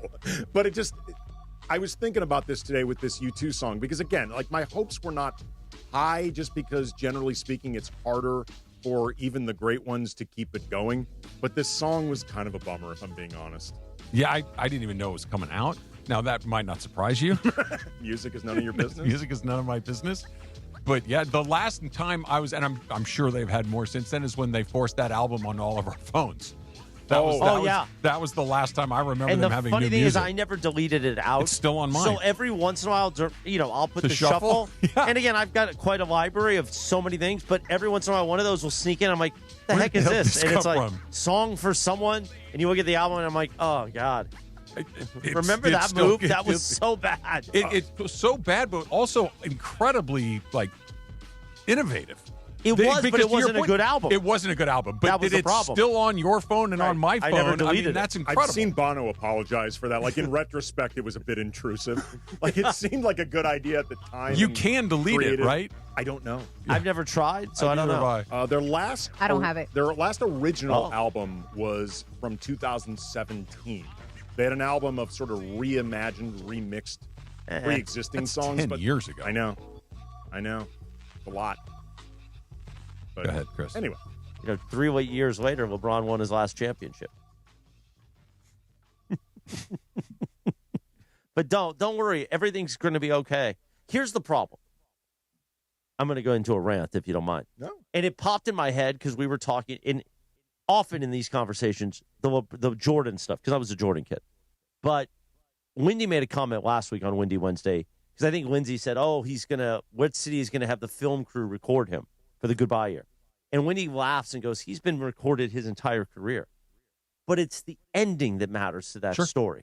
Because you mentioned what goes through my head when you say, is the end going to be like Tiger, where he's the Tiger doc, the one HBO one, it got a great ending that wasn't expected. The 2019 Masters? The 2019 Masters. And that's where it kind of should have ended, but he didn't. We all thought maybe he can win one more. And now we've just sort of had this sad stuff going on, right? What if the story is not the ending? The ending to The Last Dance became incredible because they won. And then it wasn't up to Jordan, and I've said this before on numerous, and it wasn't Phil Jackson's choice. Imagine if LeBron's had to play in that, where your GM and your owner were basically like, yeah, no matter what happens, it's over. And then you win 6 out of 6. Couldn't you argue he just played through that? Yeah, but he didn't win a title. No, he didn't win a title. He didn't come close to a title. But he played through But he that. didn't win a title. He didn't win a title. Well, he did not win a title, but he was not Michael Jordan in 1998. No, I'm not even attempting to make the comp. What I am saying, though, is at least his last time with the Lakers in the playoffs, he did carry a pretty heavy lift. So and won a series in a series that they were not supposed to win. So, but the story's not ending there. Nope. Now he's forcing another, and this Rich Paul whiteboard, and, which team's he going to go to, acting like every team is calling. And by the way, every team probably is calling and going, so will he do the minimum? Well, no. Oh, well, then we're not interested. And God forbid that we tell that part of the story. It's just, everybody doesn't understand. LeBron's amazing still. He's the best player on the Lakers. That all might be true. But to your point, he's 42. So when's that switch going to happen? And yeah, he may not be wheezing through the final season, but why are we supposed to believe he's going to go out there and be the best player on any team he goes out on? I don't think he had. Let's come back and talk about this, because I You think gonna stretch to your point about, didn't he just go through this? This is the part to me that is really odd, that we're just kind of skipping over it. And I give the Lakers a lot of credit for doing one very specific thing. We'll get into that coming up. DeAndre, you're impressed that I just created a topic. Nobody had that coming. Nobody saw that coming. Join ESPN LA this Friday at Hollywood Park Casino for the ultimate pre-match tailgate party. Go ahead, Trav. The Sedano and Cap Morning Show live from 7 to 10 a.m. as we get ready for the quarterfinal at SoFi between Spain and Belgium. Follow at PlayHBC for more information, and we'll see you Friday morning at HBC. Go ahead. Sorry to burst your bubble, bro. We actually had that in our show meeting. You did? Yeah, we did. Well, I wasn't even in the show meeting. It's almost like you know how to produce a show. I did do it for years. I know you did. I did do it for years. I know you did. I know. It's like riding a bike. Just shows up every once sometimes in a without while. the seat, sometimes with the seat. More LeBron coming up next. It's DeMarco and Travis. AK's in for DeMarco on 710 ESPN. Go ahead. It's time for your Valvoline Instant Oil Change Summer of Soccer update. Here's Mario Ruiz. The quarterfinals are officially set at the 2026 FIFA World Cup after another dramatic day of knockout action. Argentina rallied from behind to defeat Egypt 3-2, while Switzerland survived a tense penalty shootout against Colombia to keep its World Cup dream alive. Now the final 8 are locked in. Thursday, it's France taking on Morocco from Foxborough Stadium in Boston. Friday features a blockbuster showdown between Spain and Belgium at SoFi Stadium in Inglewood. Then on Saturday, Norway meets England before Argentina and Switzerland close out the quarterfinal round in what promises to be another thrilling day of World Cup football. The road to lifting the FIFA World Cup trophy is down to just 8 nations. And that's your Valvoline Instant Oil Change Summer of Soccer update. Valvoline Instant Oil Change, home of the 15-minute drive-through oil change. From kickoff to the final whistle, performance matters. Keep your vehicle running strong. Visit SoCalOilChange.com for a special offer and locations near you. Red card penalty. Score big flavor with Waba Grill's new Red Card Combo for a limited time. A mini sweet and spicy chicken bowl, chili crisp dumplings, and a refreshing penalty punch for a beverage with mango popping boba. An all-star lineup for just $9.99. Only at Waba Grill.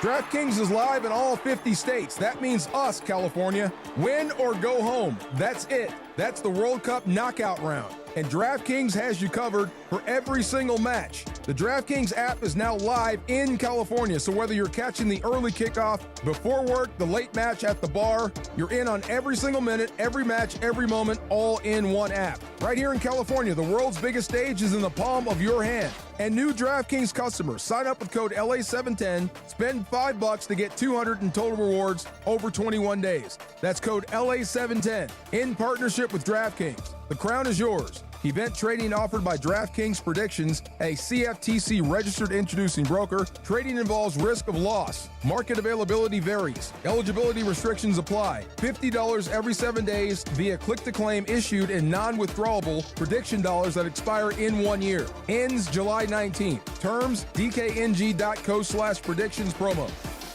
Prizes, flyaways, even cash money. You want it? We've got it. Find a list of all contests and official rules by visiting ESPNLAcontests.com. That's ESPNLAcontests.com. In this business, time matters. You're always looking for ways to be more efficient and stay ahead. We all have our own time-saving hacks. But if you're a business owner, how can you save time hiring? The answer? ZipRecruiter. ZipRecruiter has a new feature that shows you the most interested qualified candidates first. Save time and meet great candidates sooner with ZipRecruiter. 4 out of 5 employers who post on ZipRecruiter get a quality candidate within the first day. Try it for free at ZipRecruiter.com/sports. That's ZipRecruiter.com/sports. Meet your match on ZipRecruiter. Progressive knows you think the grass is always greener. Like maybe you ride a motorcycle. But today, it's raining. So you wish you had an RV, but if you did, you'd have to listen to some guy parked next to it at a campsite play his acoustic guitar. Now, before you start wishing you had a boat, remember, your brother-in-law would invite himself every weekend. Permission to come aboard, Captain? But one thing that is greener is the money you could save when you bundle your RV, boat, or motorcycle with your home or auto with Progressive. Progressive Casualty Insurance Company affiliates and third-party insurers. Not available in all states or situations.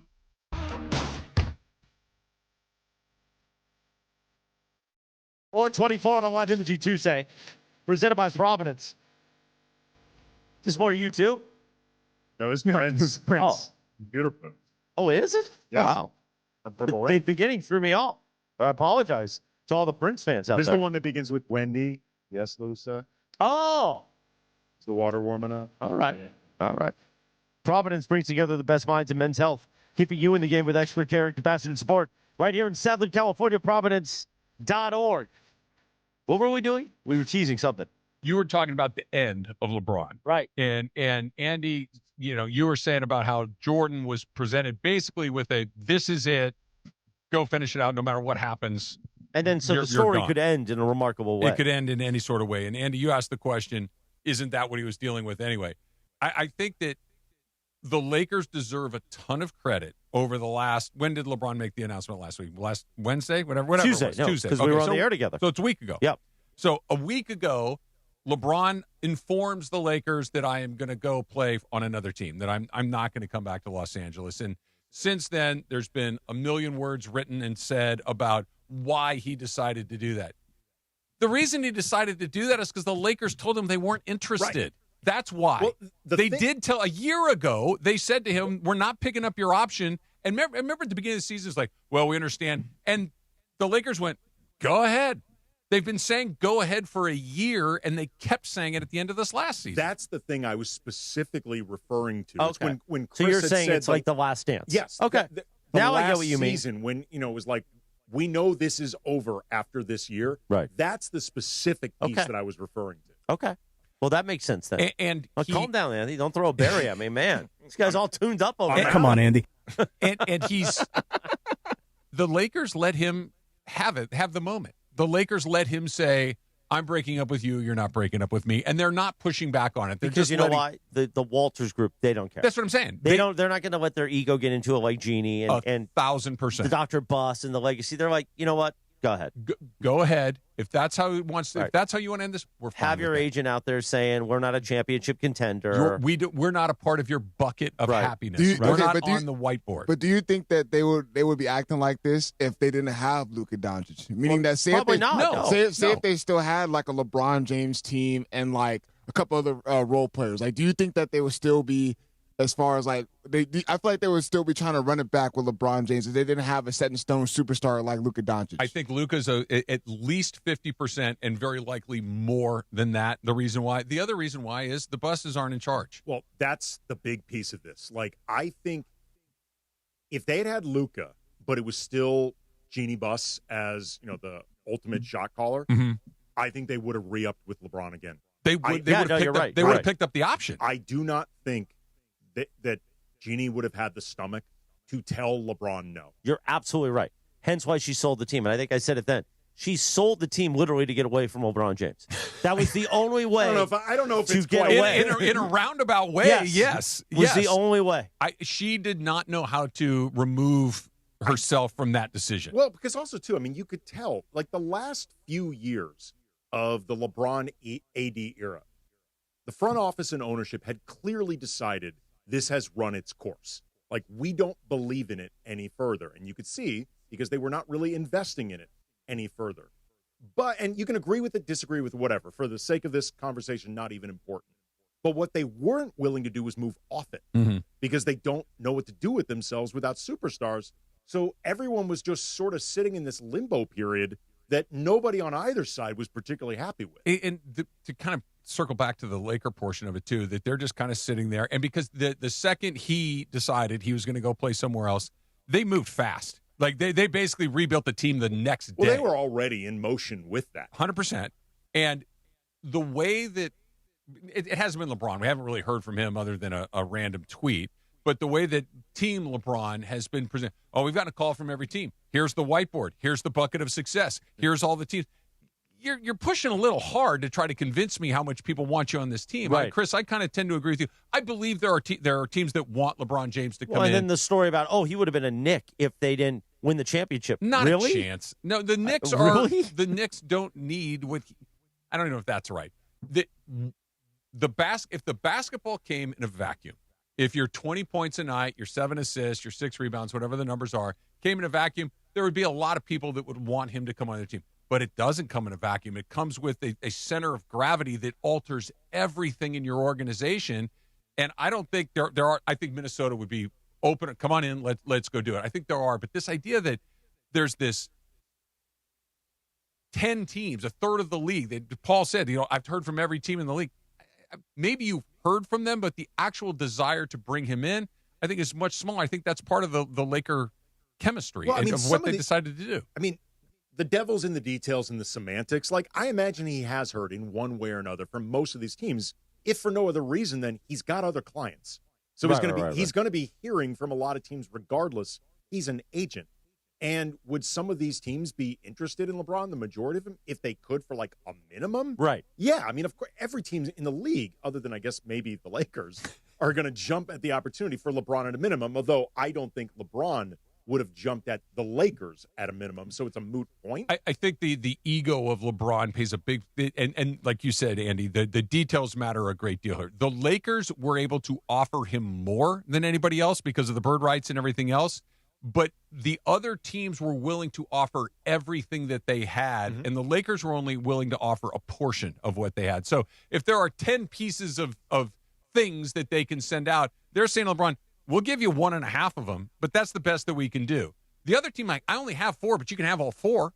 And I think that makes him feel good. That makes him feel wanted. That makes him feel important. The Lakers, from going back to what you just pointed out, when they basically didn't pick up the option, and throughout the entire season up until a week ago, we're like, if you want to stay, we could probably work something out, but that's up to you. Here's the thing. LeBron could not be a front burner item for them. Like, he just couldn't. Like, and I don't think that's disrespect to LeBron. Like, from a pure cap logistics standpoint, like, they had to renounce his rights just because his cap hold was too big for them to do anything. And the closer we got to free agency without specific talks between LeBron and the Lakers and like even a rough idea of the number, then you knew we're leaning towards him leaving.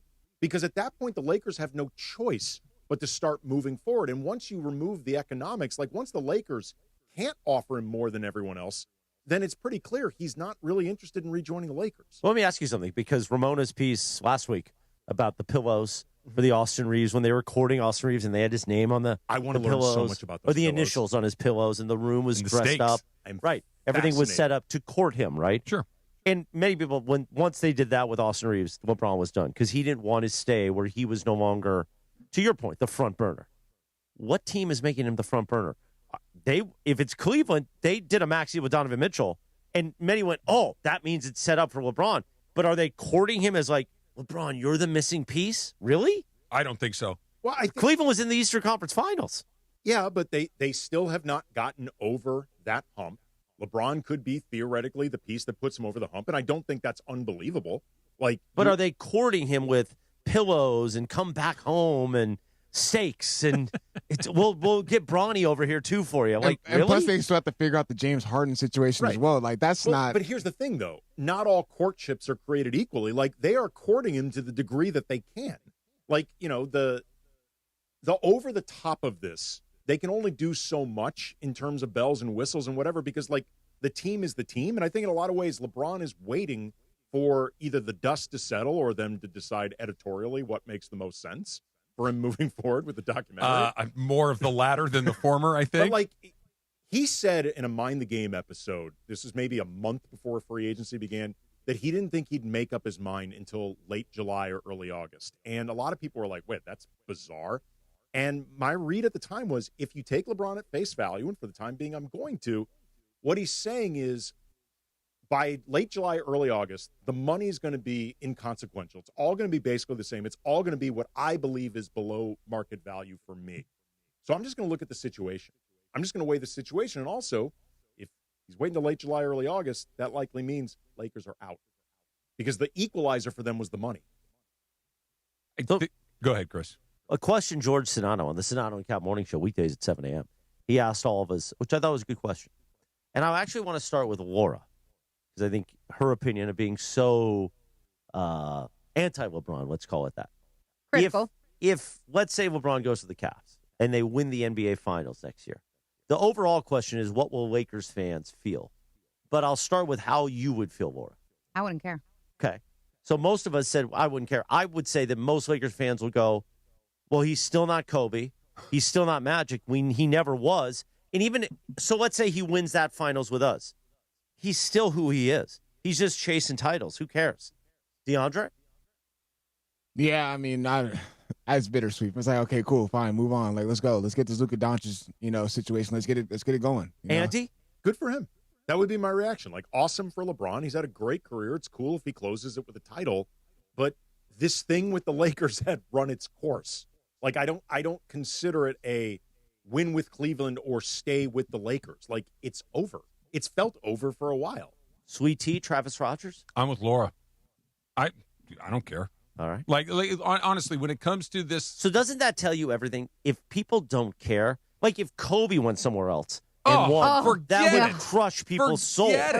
Forget it. Because, again, Kobe and Magic are the exact opposite of what LeBron James is. They're all great basketball players, but the difference is Kobe and Magic have roots in this city, have feelings, emotional connections to the people that live here, to the organization that they played for. And LeBron was a good basketball player for the Lakers. There's a chasm between those things, and good players come and go all the time. And LeBron was a made guy when he arrived. Yes. And part of that connection is seeing a guy like Magic or seeing a guy like Kobe win their first championship with the organization, second, and down the line, And then they end up lifers, which is sort of the cherry on top of the sundae. But LeBron arrived a made man. And also, if we're all being honest, he arrived with the Lakers needing him more than he needed the Lakers. And that is something that has never sat well with Laker fans. It's also something that, by the way, DeAndre, I love that you said what you said because you've been a very big LeBron guy. So the fact that you said that, I'm happy. Also, he is the equivalent, and I said this before on the airwaves, of your typical transplant to LA. Everything that people hate of a transplant that comes from somewhere else and wants to be LA but can't grasp what LA actually is, that is LeBron in a nutshell. When it comes out, this is just as what I perceive, okay? Not in the court, not on that, because I've always given him his props there because you cannot take that away from him. But as like a guy that comes here and wants to act LA or be LA and doesn't even know what being LA is. Though. I think he remember the Blaze Pizza thing, and he didn't try that, or he didn't show up. He didn't show up. I mean, but that's my point. I don't think he ever worked that hard to ingratiate himself with the fan base, other than 2020. I think that whole season, like he and AD and Vogel, because he was like the fourth choice at best for the job, and Pelinka. Like I think everybody approached that season with something to prove, and then LeBron, after Kobe's death, I think he really took seriously the idea of, I'm going to try to shepherd the organization past this. They all openly wanted to win for Kobe. And I think that's the most connected to the city and to the fan base he ever felt. But by and large, I don't think he ever tried that hard. No, but what's a transplant? Like, to me, a transplant is somebody who tries to be, they're fake. People, when I go anywhere else in the country and I say, oh, I'm from LA, they're like, really? You're so chill. You're so real. LA people are not fake. Those are the people that come here and pretend to be or try to act to be.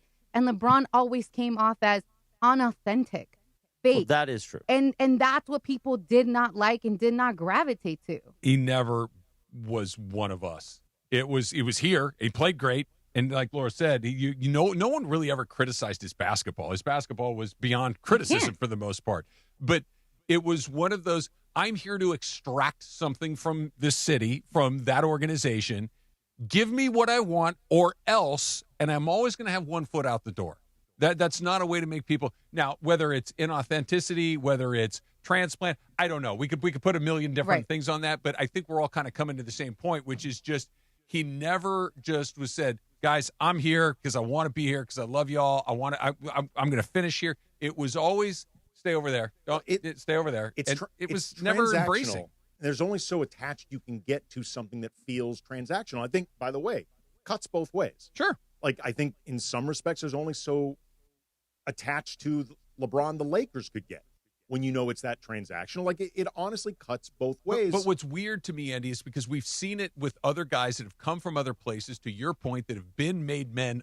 Think about Mookie Betts comes to the Dodgers like that. Like, Dodger fans love him. The city loves him. Shohei Ohtani played down the street, won 3 MVPs, was the best player in baseball for 8 years, and everybody's like, we liked him. He comes to we love Shohei Ohtani. The big difference, though, between what you're talking about with Mookie and what you're talking with Shohei versus LeBron, there was never an impression of Mookie or Shohei trying to Bigfoot the organization. That is true. Yeah. That's also a big piece of it. It's one thing for it to be transactional, like, okay, but if it's both transactional and Bigfooting, and, by the way, Freddie Freeman, too, same thing. Yeah, for sure. Yeah. It's stuff that he did with Cleveland. It's stuff that he did with Miami.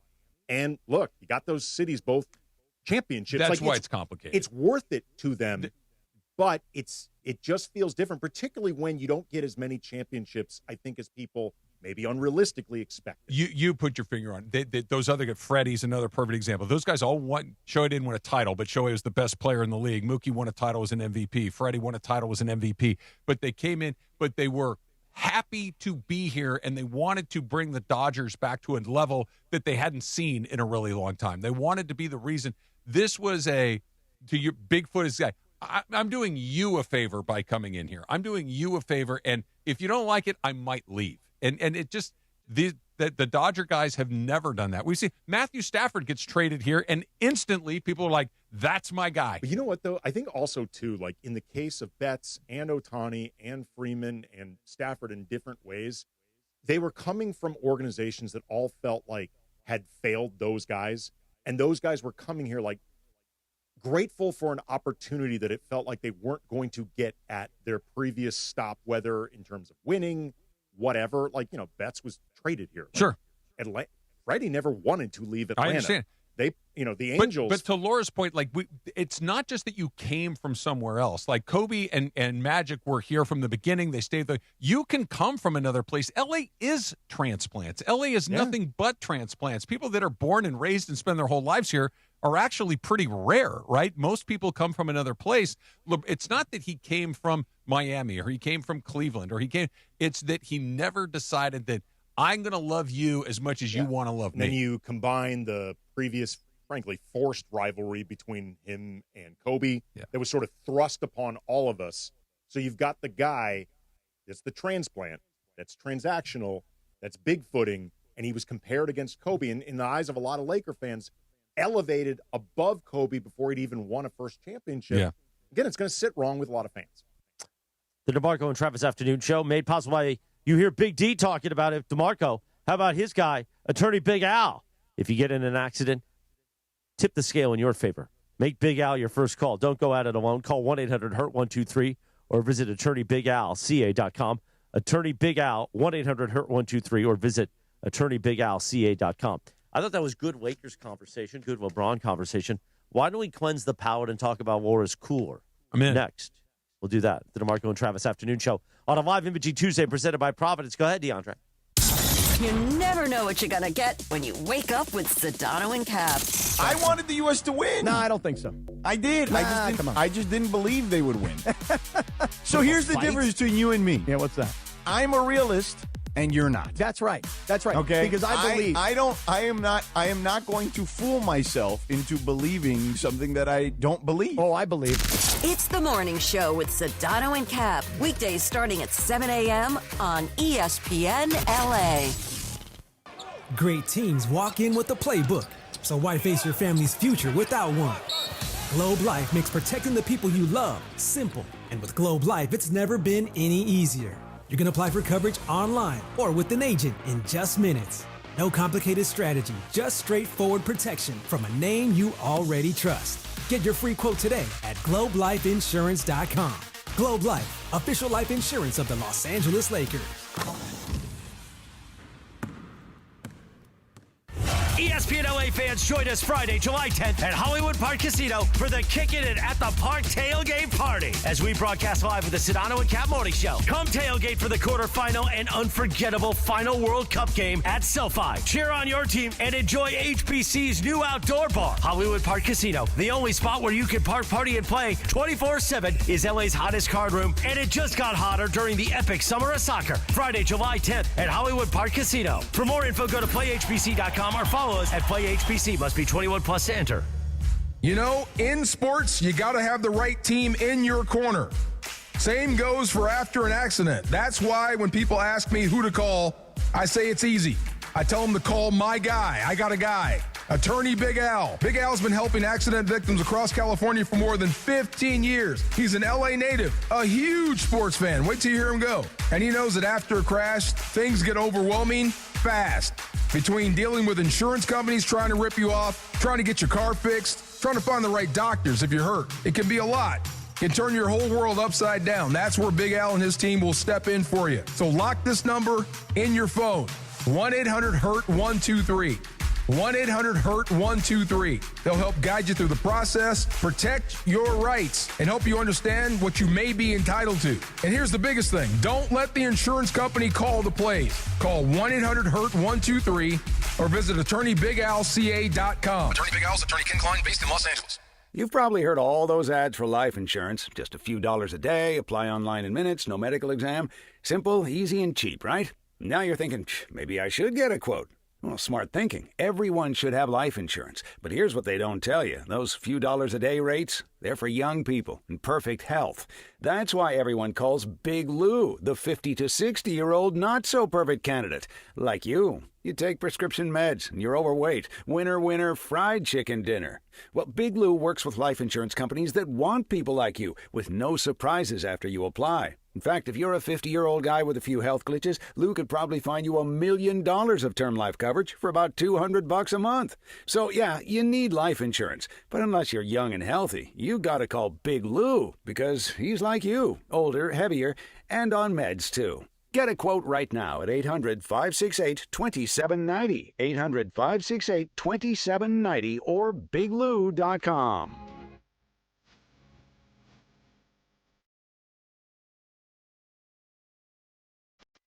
.446 on the Live Imaging Tuesday, presented by Providence, the DeMarco and Travis afternoon show. Andy Kamenetsky sitting in for DeMarco, who's on vacation all week. More you too. This is better than that song they released today, right? And this was when Bono in a cowboy hat meant you got a classic. Yeah, no, Joshua absolutely. Tree. It is. One Tree Hill is the best song on that. It's a great song. Wasn't that the show? The show that Janet Kramer was on? One Tree Hill. It was. Yeah, that's it. But don't give me that look. Can I rant now? Yeah. So I want to rant. You had an issue with a cooler. Okay. So as we talked about, Travis, DeAndre, and I hung out for the Mexico game over the weekend. Not at Travis's house. Not at Travis's house, at somebody else. And their cooler was amazing. Okay. Top notch. What kind? What was it? A Yeti? I don't know what it was, but it was really cool. I don't know. It was one of those coolers that kind of comes with a built-in stand that you can wheel. It's like higher, so it sits like maybe 3 feet off the ground, and it was a really good cooler. It has a lid that shuts really tightly, has a built-in bottle opener on the side, has wheels that like almost like a barbecue, how you can move it around. It was top notch. Perfect. Okay. So now that he painted you that beautiful picture of a great cooler, and the inside was amazing. Now you know Travis is a cooler snob. Yes. So, okay. So I know that he just perfection. Yeah. Now, think this. I go to a graduation party for somebody, and they have like a made kind of like DIY cooler situation. Now, when you say that, is it like those styrofoam things you get at 7-Eleven? No. Because I've done that a few times. By the way, not a terrible option if that's all you, because if you're on your way and you need to swing by the grocery store, 7-Eleven, you can get. The problem is it's going to crack and all the water's going to run out at some point. I have a little suggestion for that, because I've had to do that. Okay, Right. I've done that. You put a bag, then you put the ice, and then if it does break, you still have all the ice Makes sense. with the water. Okay, Not bad. Just saying. Anyways, so This was not that. that was not it. So just think about like those wooden crates. Okay, and then somebody like put that you would see like them put oranges in the Yes. 1930s. like these old orange crates, and then on inside the the wooden crate is like this old beat up cooler that was like stained, and I'm like, did you catch fish in there? Because my brother has some of those coolers where he goes fishing. It was just gross. The ice was melted. Can I ask? I'm sorry to interrupt, but stained or dirty? Because stained you can't get it off, but it can still be clean. But Like it's a dirty's, rust stain Dirty's or- dirty. No, so it looked dirty, Okay. but it was also stained, and there was things floating in it. And there was no more ice. And I wanted to snap a picture, but I also know that where I was, You they shouldn't listen- snap a picture. I can't. Yeah. You know what I mean? Because I'm sure, and if you're listening, sorry, I just put you on blast, but your cooler sucked. And I was like, oh my God, I want Travis to see this monstrosity of a cooler, because I feel like we need a tutorial Well, you with can Travis. you can have a stained cooler. Like you nailed it. Rust. Sometimes you get a rust, right? Yeah. You'll leave a bottle cap will stay in there or something, and it leaves a little rust stain at the bottom, but the cooler still can be spotlessly clean. That's fine. It wasn't clean. Okay. Ugh. Two coolers, one for your drinks, and then a separate cooler, because you mentioned this earlier, to keep your ice, your ice prepared to go into your main cooler, but B, ice if you want to put ice in your drink, so it stays nice and cool. You can leave it in the And bag. clean. And clean. Yeah. That's the It was number one just, thing. it was gross. And I'm like, listen, I know hard times, okay? I'm not a cooler snob the way that Travis, but at least have it clean. Also, it's hot in LA. It's hot in Southern California. So if you don't have any more ice, I don't know, take the water out, because now there's floaty things in there. And it that's real it was so gross, because I'm like, And this was for an outside event? yes. Because, see, sometimes if you don't know how to be good with your cooler, just don't even try. Just tell people, put your drinks in the fridge. Like, you know what? Use our ice machine. You know what? You're right. It's better than doing bad coolers. A bad cooler, like, and you know you're doomed if you get to that party and they're like, oh, beer's in the cooler outside, and you go, waters or whatever. You go out there and you open it, and there's not enough ice. The party's ruined. Because at this point, putting it in the fridge isn't going to help. It's not going to get cold enough. The fridge needs to be in the fridge for a while to get the desired temperature. So here's the thing. Now that I'm sober, I don't know if you know this, Andy. I almost died. So now, 450. What I do is now I can bring my own mini cooler with me, like the bag ones that are the shoulder carry. And it's my favorite thing because I put my 0.0 Peronis in there. Yeah. But I also tell Stephanie we'll bring a few of our own, like for you, just in case it's a bad situation. Perfect. Now we walk into everywhere and everyone's like, "Oh, you brought your own?" I'm like, "Yeah, I didn't want to bother you. I'm 0.0. I got a bottle opener in there. I'm just sitting going, as you should. Cool. It's perfect. It's the perfect setup. This is why you need. And it's nice and cold. I packed it before we left the house. This is beautiful. why you need multiples. You've been to my house. I have multiples when we do you this. do need multiples, Andy. You have the multiple for your beer, your wine, your champagne, whatever it is. Then you got another one for water, soft drinks, whatever you want. Then if you're really on it, you do the third one for the clean ice. Yeah. And then if you have very specific tastes, then you can bring whatever you want, and I can come in and out. This is why you need all of these different things. I agree, Trav. You led me to the next question I was going to ask you. On average, yes, at a function over at Casa de Rogers, how many coolers do you typically provide or are set out from the Rogers family? On average, 3. Yeah, that's the right number. Yeah, 3. There's the big dog that's got the beer. And usually I like to offer 3 selections. I like to offer a high test like an IPA.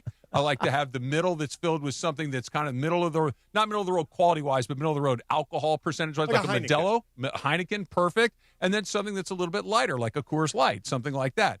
And then in the second cooler, it's the water, it's the soft drinks. If there's kids coming, maybe there's some juices, some things like that. A Capri Sun. Yep. Capri Sun's a great choice. And then the third one is for the ice. Now, if you don't, like for instance, when we had a little event for my mother-in-law, we'd use those big aluminum like bins. Yeah, the problem with those is they melt. They melt really. You got to have a lot of stand, Yeah. but it's good because sometimes you got older people and getting in and out of that cooler can be a little challenge. So you want something that's a little Tell open them to go air. to the fridge. Yeah, Go to the fridge. Yeah, Granny. but the metal bin works fine. You just got to keep reloading the ice. Yes, you do. What? Oh, I just thought you'd be interested in the TMZ story going on right now. Got to get your steps in, Andy. You got to get your steps in. What about the food situation at this party? So the food was great. The food at this party was amazing. Okay. But now here I have another rant because, like I said, the summer is coming and people need to be prepared. We need a Travis Rogers, tutorial of a cooler. I'm all for it. Social media, get with it. Now, the grilling situation. If you don't know how to grill, back the bleep out of the grill. Do not touch the grill because for a certain event that happened not too long ago, we had a person show up to a family function and appointed themselves as the grill master, and the chicken... It wasn't their home? It was not their home. Okay. And the chicken was burnt. Oh. And it was pink inside. Oh. Yeah, you cannot do black and blue chicken. It's the worst of both It worlds. was so bad. We we're like, okay, we're going to give this person, because he kicked the original grill person off the grill. Question. Yes. Was the original grill person the homeowner? No, but he is the appointed by the homeowner. Okay. Same thing then. Okay. Homeowner so- by proxy. But they were like, oh, we haven't been here, so forth. So whatever. We all, it's Oh. not my home. It's, Sounds like a really bad barbecue. it was man. just, no, it was You can't great. do chicken sashimi. That's Yeah. not, that, that's not You said really the food an was option. great, and then you talked about raw chicken. No. The food at the cooler situation, great. Okay. Two separate parties. Two separate parties. Two How separate did the parties. guy bully his way onto the grill if he doesn't know what he's doing? Because he used I haven't been to this home for a while. I'm not trying to give too much because then I'm going to get in trouble with 2 different families. But let's just say he was like, I came out of town. I want to be said appointed grilly person. Why? Because I think it's a man thing. Like, It I'm is. grilling. No, it is. So I but think you do it's that that. at your own party. You Right. don't go to somebody else's house and go, hey, let me get on the grill. It Look, was not you good. know I like to grill. He's a good Right. grill guy. But if I came to your house, I Right. wouldn't assume that I'm going to cook. I would assume you're going to cook. Yes. And if you said to me, hey, Trav, will you keep an eye on those steaks? I'd happily do it for you. Yeah, but it would be weird. Right. But the homeowner gets to decide. If he makes black and blue chicken, then that's just a bad party. But if somebody comes in there and high hands the homeowner, then what the hell are we doing here? It was not good. So half the wing. So then they kicked him out of the grilling situation, and that was not fun. But Oh the my rest God, of the what's chicken, going on? the They kicked rest him of out? the chicken was so good, and I was like, see, this is why this The person. same embarrassed? person made it? No, it's 2 different. We Oh. kicked the person out. Was he embarrassed? Oh, bro, you don't understand. He was so mad that he got kicked off the grill that it took like 15 minutes for him to bounce. I mean, did anybody explain to him the concept of salmonella? Like, I mean, it's not personal, man. Like, we don't want to end up in the ER. Like, we don't want to die. But he was like, well, when you go to certain places like Wingstop, sometimes there's a little pink in there. I was like, no, bro. No. Absolutely not. No, there's not. No. Not at a Wingstop that's open. Look, I know that I could be a snob when it comes to like you go to a nice restaurant. When you order a steak, what does the waiter ask you? How would you like it? Right. If you order certain types of fish, what will the waiter ask you? Cooked? Right. Have you ever ordered a chicken dish where Never. they asked you how you would like it cooked? Never. Right. It will be cooked. Yes. There will be no ambiguities in how this chicken is prepared. It will be cooked through. That's what chicken is. No, it's actually alarming if they offer you a choice. Yeah. Well, that is true. And then also, for my thing is like, certain people should know how to cook certain things. Like, my brother is a grill person. Like, he will not. Like, if my brother would have been there, absolutely not happening. He's like, I'm cooking, I'm in the grill, and everybody loves when he does that. But it's like, you look at certain people, you're like, oh, I think you got it. When I walked into the party on Sunday and walked into the backyard and saw Jorge's dad at the grill, I'm like, we're good. Yeah. We're good. And guess what? And we were. We were. Producer Jorge, you mean? Yes, producer Jorge. DeAndre ate me by a mile. I was Look, very impressed by you. Producer Jorge's dad, he did Keyshawn's birthday party. His amazing. 50th. He just kept on offering me. He's like, you want more? I was like, absolutely. Yeah. Yes, give me more tacos. Let's go. That's a Latino household. He's amazing, yeah. How many tacos did you guys have, I had 7. DeAndre? I had 8. That's I awesome. had 3 and a burger, and I felt so disgustingly full. I had 7 tacos and 1 bacon wrapped hot dog. I had 8 tacos, bacon wrapped hot dog, a hamburger, and I had one of those. You had the queso with the the so you basically sauce. had 9.5 tacos. Oh, the queso fundido? Yes. Okay, so here's another thing that actually maybe I shouldn't do that on air. I mean, you've gone this far, Laura. Why not? We have gone deep. I got to be honest. I mean, whoever's listening, you've already lost these friends, so you might as well just risk them all. By the way, do we have these are all is family. 42? 42. Sorry. We double up. We blew the clock. We're going to have to. We're going to have to, Sorry. actually. So why don't we tease on that? Why don't we bump 42 and 55 here? And then we'll come and do 30 minutes nonstop in about 5 minutes. That's why I tip or no tip. Until tip or no tip And in then there. we're going to push tip or no There you tip, go. presented by Big Al. 1-800-HURT-123. Coming up 5 minutes from now on the DeMarco and Travis Afternoon Show on a live imaging Tuesday, presented by Providence. Summer of soccer is here, and there's no better place to watch than Rockin' Brews. Catch every match on massive LED screens with surround sound, drink specials, and game day favorites like our new El Clasico burger. Whether you're backing Team USA or cheering on your home country, grab your crew, raise a glass, and catch every match at Rockin' Brews, serving those who rock. Visit rockinbrews.com for your nearest location. Hey guys, Sedano here, and summer's here. Everyone's getting together. So why are you still living with those same old floors? Upgrade with Hernandez Wholesale Flooring. They've got millions of in-stock options, including Core-Tech, the original 100% waterproof, kid-proof, pet-proof, luxury vinyl flooring in stock and can be installed in a few days. Head to Waba Grill for $5 happy hour, weekdays starting at 2 p.m. Choose from 5-piece dumplings original or chili crisp or a spicy boom boom taco. Pair with your favorite premium one beverage, including our new strawberry watermelon lemonade refresher, both for just $5 only at Waba Grill. Was the worst pain I ever felt. It made me think, what will happen with the people I love when my time is up? That's why I have life insurance. Ethos makes it easy. It's all online, take about 10 minutes, and you can get up to $3 million in coverage. Get your free quote at ethos.com/game. That's ethos.com/game. Paid testimonial. Time spent on application may vary. Online health questions required. Get in the zone, AutoZone. Summer's finally here, and we're kicking it off with a whole lot of free. Free brake pads with Duralast rotors. Free oil filter with 5 quarts of oil. Free Armor All wipes with Armor All glass cleaner, and more. More free, so you can have more summer. Celebrate free at AutoZone. now through July 27th. Restrictions apply. Get in the zone, AutoZone. Red card penalty. Score big with Waba Grill's new red card combo for a limited time. A mini sweet and spicy chicken bowl, 3-piece chili crisp dumplings, and a side of Wablaze sauce for that extra heat. Then kick it up a notch with our new Penalty Punch, a premium beverage loaded with sweet mango popping boba. It's a flavor finish that hits the back of the neck. Get the red card combo for $9.99. Only at Waba Grill. Eat, play, stay, and cheer this summer as the world's biggest football tournament comes to LA. Head over to LA Live to enjoy food and drink offerings from over 20 restaurants and watch every match. Catch every soccer moment this summer with your favorite crew. Big matches call for big flavors, so grab your table, order another round, and let's cheer on the world. The action begins July 11th through July 19th. See you at LA Live.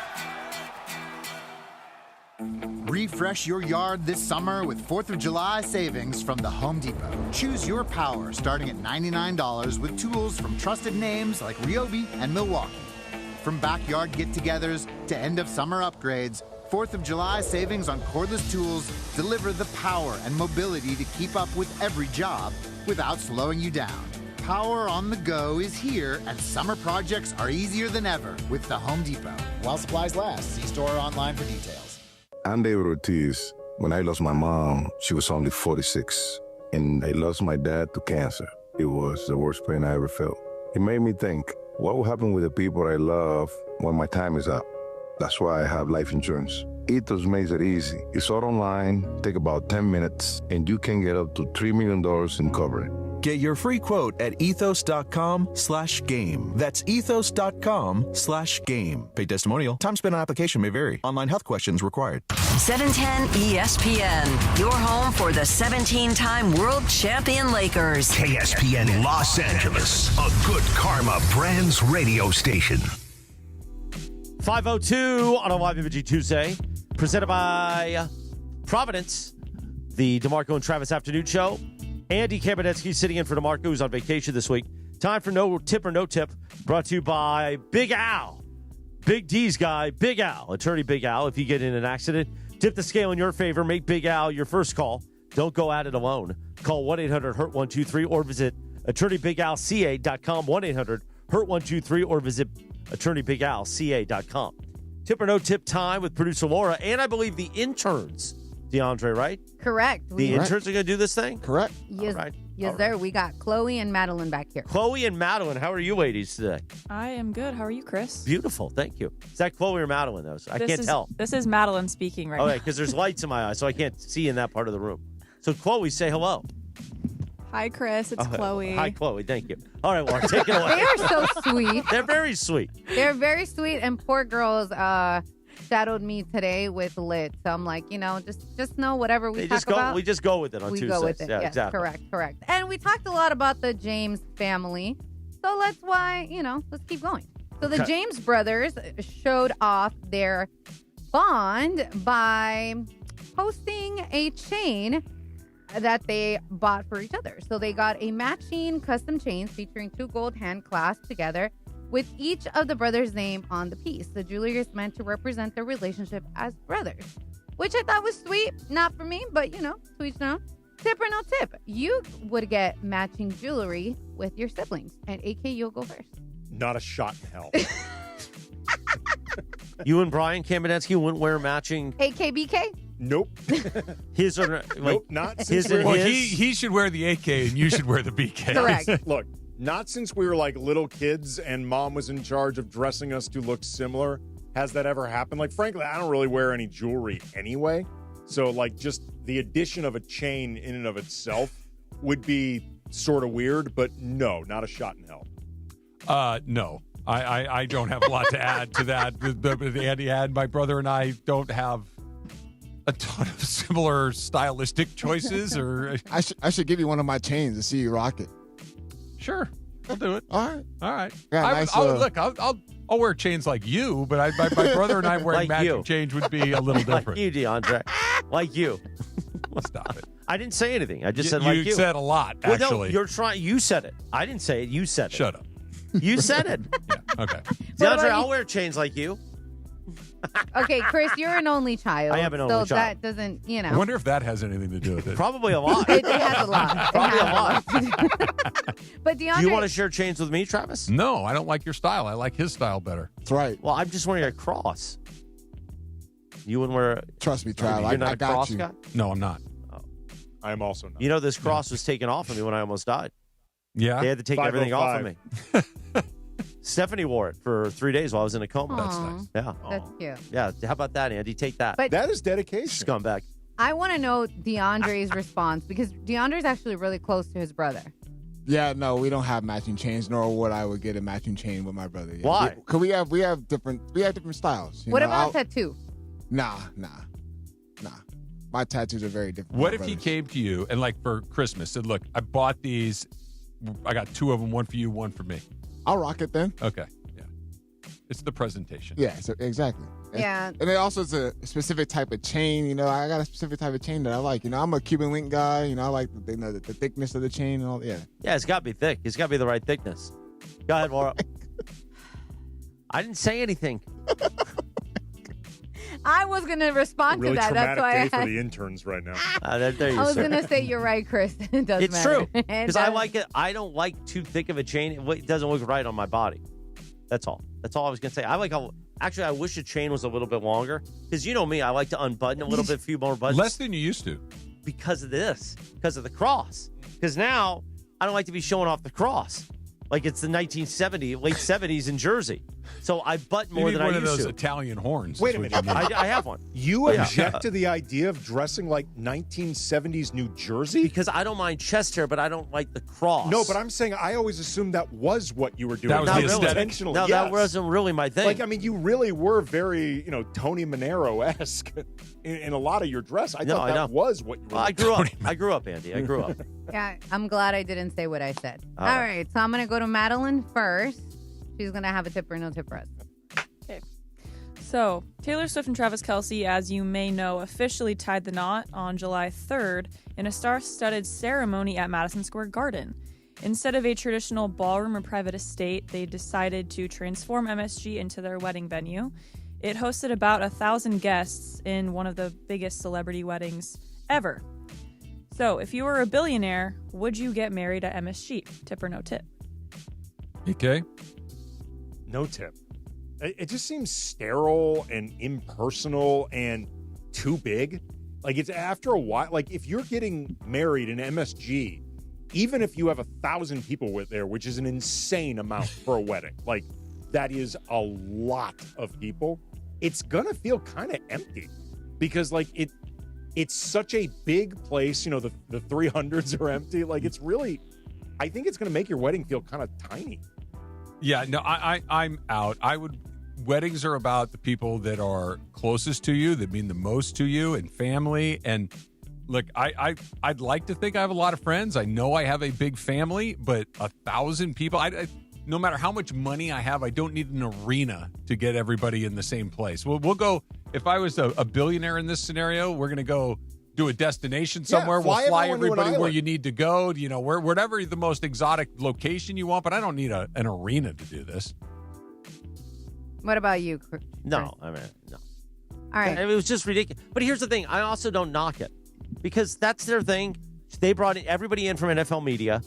Eisen was at the wedding. Eisen and his lovely wife. And all these NFL players that I don't know if they're close with Travis Kelce or not. Taylor said that anybody who was ever nice to her got invited. And that's what they wanted to do. So, whatever. Yeah. It's fine. It's my fine. feelings on weddings. I'm pro-wedding. I love weddings. I like attending weddings, but that felt more like a movie production than a wedding. Publicity thing. And that's okay. too. What is crazy, though, is it was 1,000 people, but when you consider how many people both of them know, and then the amount of people that, like, for small p political reasons, you kind of have to invite, I bet it was honestly hard for them to narrow it down to 1,000. I'm Gotta being make serious. cuts, Andy. You got to make cuts.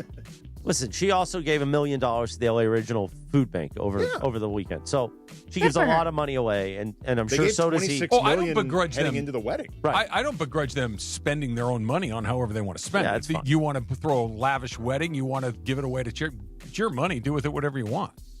Too much. Just keep it private. Even though they did keep it private. They did keep it private, yeah. But I mean, like, it's not intimate. It's very 1,000 publicly people. private. Yes.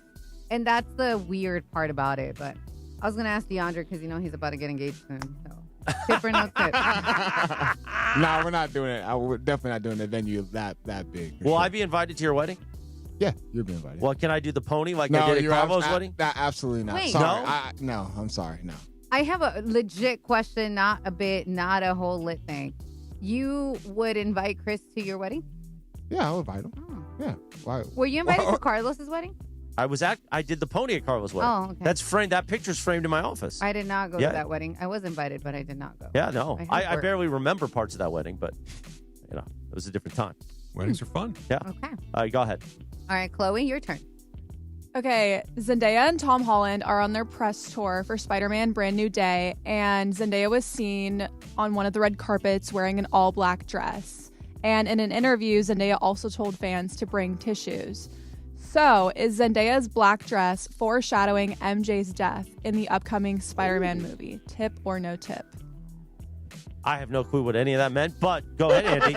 You responded. And by the way, it's a very good question. Andy seemed to be more. I watched the Spider-Man movies. They're good. That's interesting. The idea of bringing a tissue, like if nothing else, she's saying that there's going to be some type of emotional resonance between her and Tom Holland's Spider-Man. They used to be together, but for the sake of the bigger picture, he erased everyone's memories of this, including Mary Jane, Zendaya, so she doesn't know him, and he has to live with that, knowing she does not recognize him. They used to love each other. It's going to be emotional regardless. I feel like he's going to do something in that movie to try to bring the memories back. You never know. They're also together in The Odyssey. Oh. I'm excited for that. She's Helen of Troy, right? No. There were rumors that Lapido. Oh, is she Helen of Troy? That's the rumor. I don't believe it has been confirmed. I'm assuming by the context of the question that this is like killing her off would be a huge deal. Yes. Okay. Tip. Yes, that's what it is. Yes. I'm excited for this movie. I haven't seen Toy Story 5, which kills me. I will eventually get there, but I will say tip. I think And by the way, Taylor Saturday. Swift made a song for Toy Story 5, right? I haven't seen it. But apparently it did huge numbers like its first day or something. Like the song. Oh. Taylor Swift song. Better than the I U2 didn't know. song. It is better than the U2 song. Okay, talking about songs, I have two more for you guys. So this is one. Talking about songs, obviously the girls talked about Taylor Swift and her wedding, but what caught my attention was not necessarily the wedding, but Paul McCartney. So Paul McCartney performed at their wedding, and I wanted to know, if you guys were to get married, would you want a celebrity to be said singer at your wedding? Tip or no tip? I'll go first on this one. Yes, because the reason they're a celebrity is because they know how to put on a show, right? And there is nothing that is more fun at a wedding. And again, I love weddings than when you have a kick-ass band, and a really good DJ can do something similar, but a live band is on a whole nother level. And if you get somebody that's incredibly skilled at getting that room going, it takes the party to a whole nother level. And somebody like Paul McCartney or another high A-list performer is going to know how to do that in their sleep. So absolutely. Yeah. Oh, without question. Like, particularly if it's a musician or band that you're a fan of. Sure. And you can have that be associated with your wedding. That would be amazing. Unless, however, the marriage doesn't work out, then all of a sudden thinking about your favorite band becomes kind of a bummer. Yeah, that's a good point. So maybe pick like your fourth favorite artist. Not top you could three. you could live without them, but you still really love them. Right. See, with them, I think a Paul McCartney works because it's Taylor Swift and Travis Kelce. They're huge within their own fields, right? I mean, she's an astronomical star. But like for regular people, I think it takes away from the two people getting married, because people are like, oh yeah, I went to so-and-so's wedding, but do you remember so-and-so performing? So I think it would knock out But you'd remember who had Taylor Swift. Like if Taylor Swift were the artist performing, like even if it were my wedding and I have no connection to Taylor Swift, you're like, Travis had Taylor Swift at his wedding. You'd never forget. You'd remember that specific wedding. I don't know. I think, again, I'm not showsy like you would think I would be, but I'm like, I want my wedding to be small, intimate, and people to remember us as a couple, not Paul McCartney performing. I don't know. Is that weird? No. But Paul McCartney would rock the house. I mean, if you can get me Bruno Mars. There you go. Or the fake one that DeMarco had. Yeah, he's still convinced it was Bruno Mars. Yeah, he still thinks. You got one more? I have one more. So this was interesting, and I saw that a hot dog parachute fell in front of the Orioles booth. And you know how they dropped the parachutes? So they were literally play by play doing the parachute because they were like, what are you doing? Well, they told me I need to throw it out. And forgetting the game at certain points. And I thought it was hilarious. So I wanted to know, if you guys were in that situation, would you guys throw the hot dog back or eat it? Wait, what? A hot dog parachute? So you've seen those parachutes in the arena where they'll put sometimes it's tickets to another game. It's like sometimes there's like a cash prize. or whatever. Yeah, it's a little prize in And there. they wrapped it around a hot dog? Yeah, they just drop it and it kind of floats and just falls into somebody's seat and you get a free hot dog. You've never seen this? I've seen the parachute, never with a hot dog, though. Yeah, I've seen it with all sorts of different things. So at the Tower Buzzers, we have a hot dog race, and after the hot dog race, sometimes they throw a hot dog. A hot dog with a parachute? No, they throw them. They throw a hot dog? They're wrapped up in foil. Oh, Yeah. I was like, they're just throwing a bear. Oh. No, they're not just flinging weenies. There, you get it. Oh, I mean, you listen. get it in the foil, maybe with a little ketchup packet in there. They throw an Andy, like Andy hot dog? I mean, Come on, Andy. I mean, so wait a minute. Go back. It's in a parachute. It's in a parachute. And then the broadcasters grab it. It landed in their booth. And they threw it back out? They were with trying. the parachute. Now, Correct? is it wrapped or is it Yes, just... it's wrapped, Oh, Chris. it's wrapped. Okay. Yes. But it was the funniest thing because every time they threw Well, it, it would come back. I'm imagining in my head. Like a covered hot in dog- onions and relish Just falling out of the sky. Safer when it's wrapped. Yes. It It is. depends. Yeah. It is. Yeah. It's So, okay. So would you? It wasn't a tip or no tip. I wanted to know because they had to keep throwing it, I'd but it eat would. Yes, it would keep coming back to them. I'm like, bro, at some point, just No, stop. I'm eating it. Just Eat eat the it. hot dog. Yeah. Hot dog falls into your lap. You eat the hot dog. Just Easy. eat the How many hot dog. dogs did you eat over the 4th of July weekend? Only one. One? Only one. I had the one at the party, the Mexico watch party, Really? the bacon. Only Wow. one. Now I ate a lot of other things. I had multiple hamburgers. I had wings. I had a lot of other things, but just one dog. Wow. Yeah. That's impressive work by you. Okay, so here's the thing. I got made fun of 4th of July because I don't eat a lot of bread. So I just had the weenie with like all the stuff. I've done that. Nothing And wrong with that. everyone's like, you're not going to put it in a bun? And I was like, no, you just take the carbs out. Protein style. Yeah, sometimes you just put the Hebrew national right in your mouth. Mm-hmm. Nothing wrong with that. I'm not. Yep. That's They're it pretty for good. me. Yeah. That Go was ahead, it. Chris. Go ahead, Andy. Go ahead. Yeah, Andre. I'm not talking after that one. Nope. This is a live imaging Tuesday to remember because I felt like we came right out of the gate strong. Yeah. And then 4 o'clock was a good hour, and I feel like we're losing a little bit here. Like we lost a little bit of like. Do you take responsibility for that? I do. Okay. It's been a long day, I understand. so I feel like I let you down a little bit. I mean, the last Travis like did offer 15 you minutes. the nap. I He did offer you the nap opportunity. You turned it down. We can return for Lakers talk tonight. Are you still going to do that? Nah, I might do that like the first segment. Okay. I'm sure they're excited. That it's only one segment? Yes. That's exactly what I was thinking. Help people affected by the Venezuela earthquakes. Your donation through redcross.org/ESPN enables the Red Cross to prepare for, respond to, and help people recover from this horrific disaster. And you know what we like to do on this radio station all day long?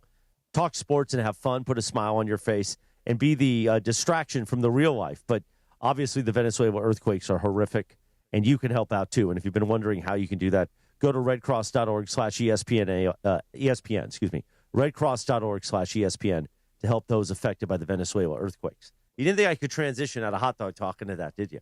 You that did a was good like job. Casey Kasem doing the. That was How am I great. supposed to read go into a high-temper number after reading about the dead dog? Right. It's an incredible piece of sound. It is. It really is. I have a gift for you, Trav. You do? I do. So Let's there's go. something that was gifted to not just me, but also to you that I've been waiting to give to All you. right. Hold on. Right here. Oh, it's in a big bag? It's from the bus shop. Okay. And I promised Oh, you I was did, going to get yeah. you a Fernando Valenzuela. Oh, nice. That's with terrific. Tower Thank you. Buzzards, and I'm going to go give it to you. Okay. It's actually really cool. I can't wait to see it. Thank you so much. She was mentioning this to me because, as many of you know, Laura does the in-stadium entertainment for the Ontario Tower Buzzers, which is the Dodgers' new single-A affiliate. out there as well, and they've got all sorts of cool giveaways along the way, including this fantastic Fernando Valenzuela bobblehead. It is terrific. So we got Fernando. This looks like, really early stages Fernando, like maybe 19-year-old Fernando right here. That is a Morales outfit right there. Would you wear that, Chris? Yeah, definitely. Yeah. Open collar, chain. I can't. Suit? My vision. Yeah, the suit is bad. Is that, Laura, is that a sombrero he's holding in his hand? It is a sombrero. Yeah. Yeah. All right. So I'm opening it up. All right. This is terrific. Thank you so much for getting me one of these. You're welcome. This is I great. know you're a huge fan. I and am said a huge fan. I He's my have to give you all-time one. favorite Dodger player. Sorry to my pal Oral, but that's great. That is terrific. Hold on. And you know what? We were talking about it kind of looked like a little bit like Poncherelli? Frank Poncherello from Chips a million years ago. That looks great. Thank That you is so beautiful. much. That's awesome. Very cool. When I saw the Tower Buzzers doing that promotion, I thought it's really cool because it's a different type of bobblehead than a lot of the Dodgers ones. It And that's almost really looks cool. like he is wearing an ascot. Or is that it's protective. This is the plastic, so he doesn't bobble in the box. Okay. He didn't come with a neck brace on. He's not Fred from the Mystery Machine wearing an ascot. Well, it would have been Arab. Has there been a Hershiser bobblehead? Oh, yeah. There has been? Many. Really? Yeah. Oh, Yeah. I feel like I've missed That's that along really the cool. way. That's terrific. But that's really cool. Awesome. That's going to go in the murder room right next to Nice. my other Fernando bobblehead, and will appear prominently on my podcast every day. It's really good. Honestly, I told the boss, I was like, listen, I need one of those. I know people were lined up from I think 2 p.m. that day. Yeah. And he's like, I got you. I was like, and I need another one. So we've seen what the Dodgers do with their bobbleheads, right? Like every time they do a bobblehead, there's a line, and there's people line up early to get them. Why doesn't every team do that? And I understand that Dodgers, you're going to get to go see a great baseball team as well, but people love bobbleheads. So let me ask you this. What does it cost to make 40,000 high-end bobbleheads? Okay, I'm asking you another. For instance, isn't the person that is the corporate partner in this, there's a market attached to this one, aren't they responsible But for the the Dodgers production of ones don't necessarily have those. Most of them do. Do they? I don't want to say all of them do, but I know that let me put it this way, many of them do. And I believe And that by the they're way, responsible. either way, it still costs quite a bit of money to make high-end bobbleheads. So if you even said $10 per bobblehead, it's a lot of money you got to lay out. And if you get a stadium full of people buying beers, hot dogs, parking tickets, everything else, you're covering the expense of the bobblehead. I'm pretty sure they crunched the numbers on this one. To it's your profitable. point, yeah, well, it's profitable for the Dodgers. My question is, to your point, why doesn't every team do it? I have a feeling if it was so profitable for other teams, they would do it. Maybe not. I don't know if Pittsburgh Pirates fans are waiting in line for an Andy Van Slyke bobblehead. No, but throwback. they'd wait in line for a Paul Skeens. Maybe. They'd wait in line for a Barry Bonds. They'd wait in line for Roberto Clemente. You could come up with enough. I bet a lot of them, like a Tony Pena, like a Van Slyke, I bet they would actually wait for him. You got to lay out that bread, bro, first. I don't know if you can. I don't know if these teams are doing it. I think they could. I mean, it's all relative. I think they absolutely could. I think some teams, to be honest, might have difficulty doing as many because they don't have the history. They don't have as many great players that they can keep going new bobblehead, new bobblehead, new bobblehead. How many people would line up for an Anthony Rendon bobblehead at Angel Stadium? That many, huh? Mm-hmm. I have a Yusei Kikuchi bobblehead in my office that the Angels sent. At least he played for the Angels. Yusei Kikuchi. Exactly right. Okay, not counting Trout and Ohtani because they've been with the Angels or have been with the Angels for so long. And by the way, the Angels one has a corporate sponsor on it. Most of them do. Yeah. Don't qualify as new. Who is the most recent Angel that would be bobblehead worthy, would get people excited? Current or recent? Most recent. Not counting Ohtani or Trout. Well, maybe before he played. Yeah. I don't mean that as a shot. I'm just saying it didn't work out. Jared Weaver? I mean, we're not talking about the Yusei Kikuchi one I have.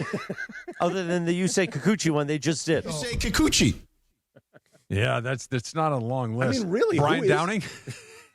Reggie? Rod Carew? Oh, I would show Jim up for Fregosi? if they Wally told me Joyner? A Wally Joyner bobblehead, I'm there. Oh. If there was a Jim Abbott bobblehead, I'm there. Heck yeah. Yeah. Heck yeah. They should do one that's Reggie Jackson going to take out Kill the Queen? And the Naked Gun movie. That would do huge. Or like a Drebin umpiring. There you go. That's how you do it. Even if the Angels, who are having a dreadful season, come up with something creative. Now you'd probably have to get the rights to the Naked Gun and all this other stuff, but figure it out. You do a Tony Danza one and like a Joseph Gordon-Levitt from Angels in the Outfield. Like, that's how you create excitement for bobbleheads. But why the Angels. why don't the Angels do a 2002 team of bobblehead?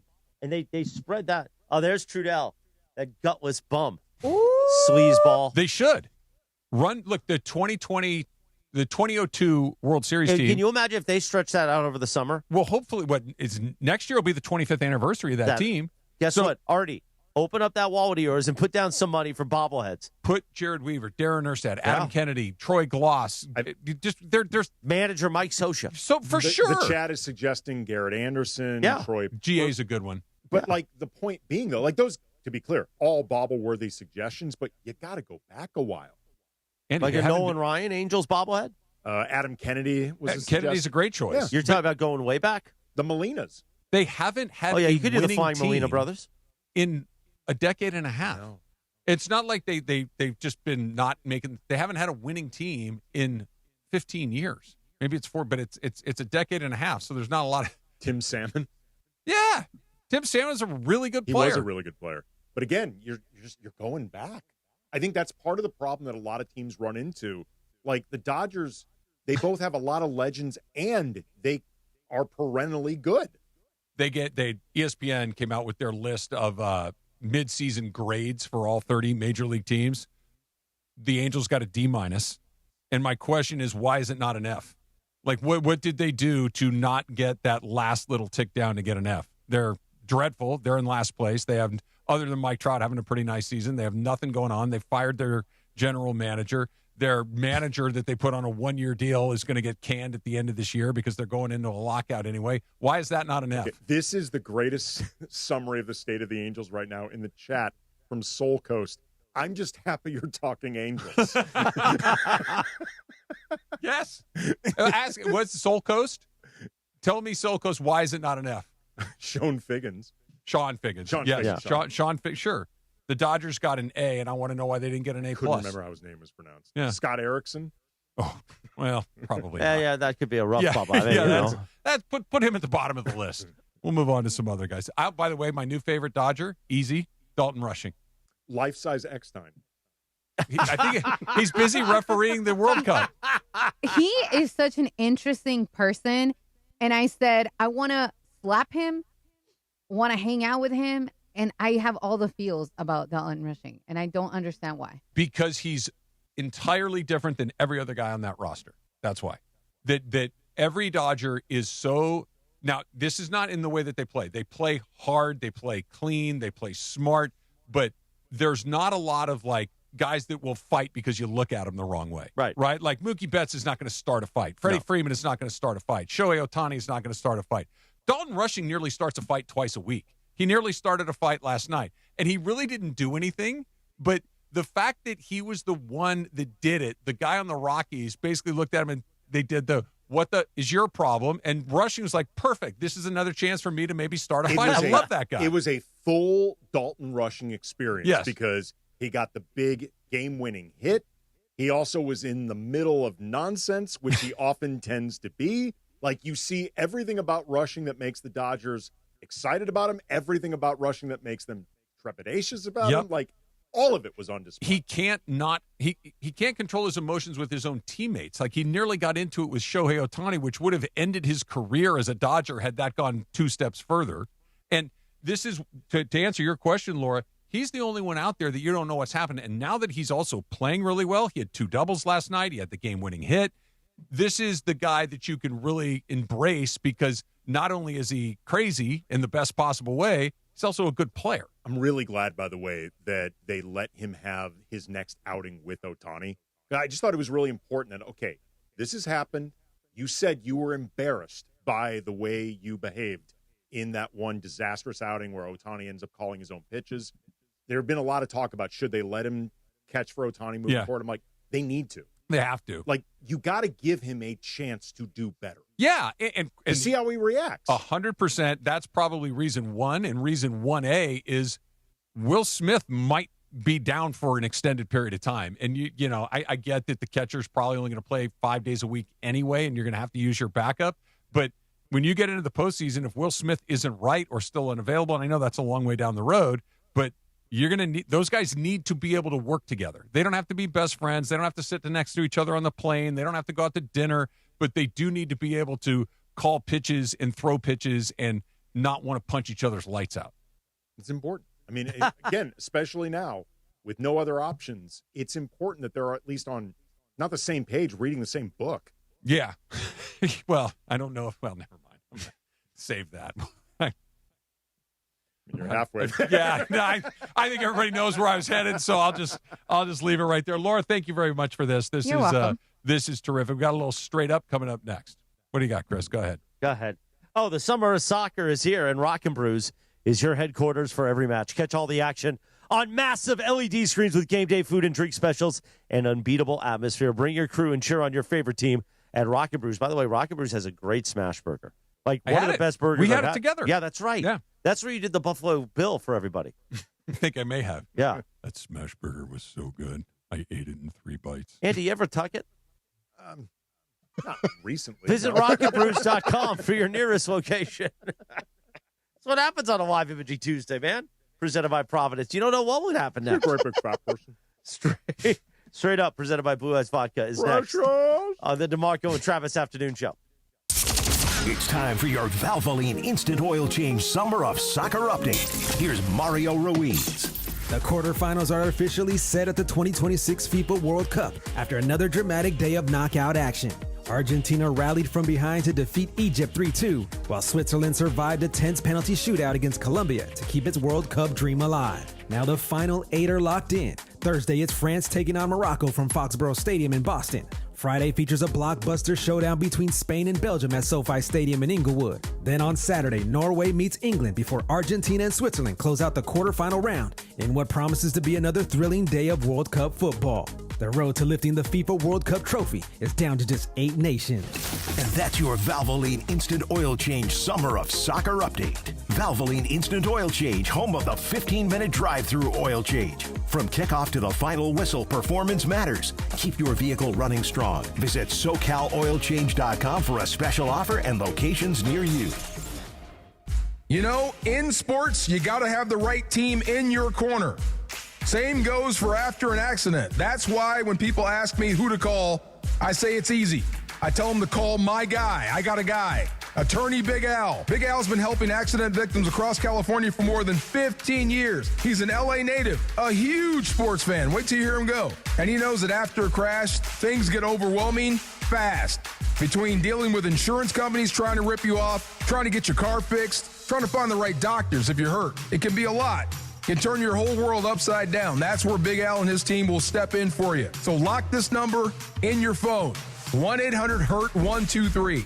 1-800-HURT-123. They'll help guide you through the process, protect your rights, and help you understand what you may be entitled to. And here's the biggest thing. Don't let the insurance company call the plays. Call 1-800-HURT-123 or visit attorneybigalca.com. Attorney Big Al's attorney Ken Klein, based in Los Angeles.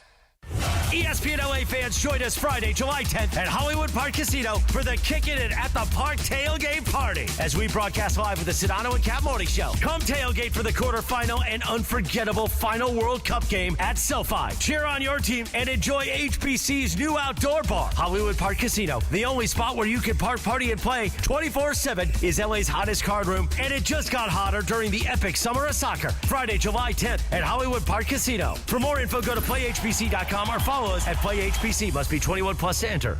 Rich Eisen here with some advice. If high-interest credit card debt is grinding you down, it might be time to call an audible with a SoFi personal loan. It consolidates your debt into one low monthly payment with no fees required. And with as soon as the same-day funding, you can make the right play fast. Call an audible on your debt today at SoFi.com/debtplay. Loans originated by SoFi Bank N.A., member FDIC. Terms and conditions apply. NMLS 696891. Fast funds terms apply at SoFi.com/debtplay. Veterans and active duty service members. When your call to service ends, your mission doesn't have to. Go from GI to IT in just a few months at My Computer Career. Prepare for a high-demand career in cybersecurity, protecting people, systems, and institutions from real cyber threats. Cyber warriors are needed now. Will you answer the call? Go to mycomputercareer.edu/CWP to learn more. That's mycomputercareer.edu/CWP. An elite CompTIA certification partner. VA education benefits are available to those who qualify. And it is the No Stress Sports Talk Express to the DeMarco and Travis Afternoon Show. It is time for Straight Up with Sweet Tea Travis Rogers. Straight Up on the DeMarco and Travis Afternoon Show, made possible by Blue Ice Vodka. Blue Ice Vodka, America's largest potato vodka, double gold rated, just 64 calories an ounce, and made from Idaho potatoes. Clean, smooth, no additives. Blue Ice Vodka, premium taste, nothing extra. Let's do it straight up with Travis Rogers right now. So I was going to do for Straight Up the announcement that C.B. Buckner and a handful of other Major League umpires were going to retire at the end of the season. But I've gotten my umpire rants off enough lately, so I'm going to save CB for another day potentially. We talked about it a little when Greg was in here for First Pitch. And we were talking about Ohtani and how long he's going to do double duty and how long he may be able to, perform at a level that is become his standard. How much longer can he do it? I want to kind of set what the standard actually is for a second. Tom Verducci wrote about this in Sports Illustrated, and I was absolutely fascinated. Shohei Ohtani, as a offensive player, has played in 1,000, and he just turned 32 over the weekend, so this was part of the reason why. Let's check in where he is. At the same stage in Shohei Ohtani's career, through 1,099 games, Shohei Ohtani has hit 298 home runs, has driven in 719 runs, and has an OPS of 955, which is extraordinary. Okay, it's a Hall of Fame career. Frank Robinson, who is one of the great sluggers of all time at this point in his same thing, 1,099 games, fewer home runs by 48. Okay, about the same amount of RBIs. He's got 30 more than Ohtani. Total bases is nearly identical and has an OPS of 40 points lower. Shohei Ohtani, at 32 years old, is a better offensive player than one of the great offensive players of all time, Frank Robinson, has been. Yeah, for the kids too young to even know who Frank Robinson is, trust Travis, he was awesome. He's one of the great players in history. But until Ohtani did it, he was the only player ever to win the MVP in both leagues. Until Ohtani did it, for become the second guy. Here's his comp as a pitcher through age 32, okay? Shohei Ohtani has a record of 66-23, an ERA at just a tick under 3 at 297, and has struck out, here's the number, 787 hitters, okay?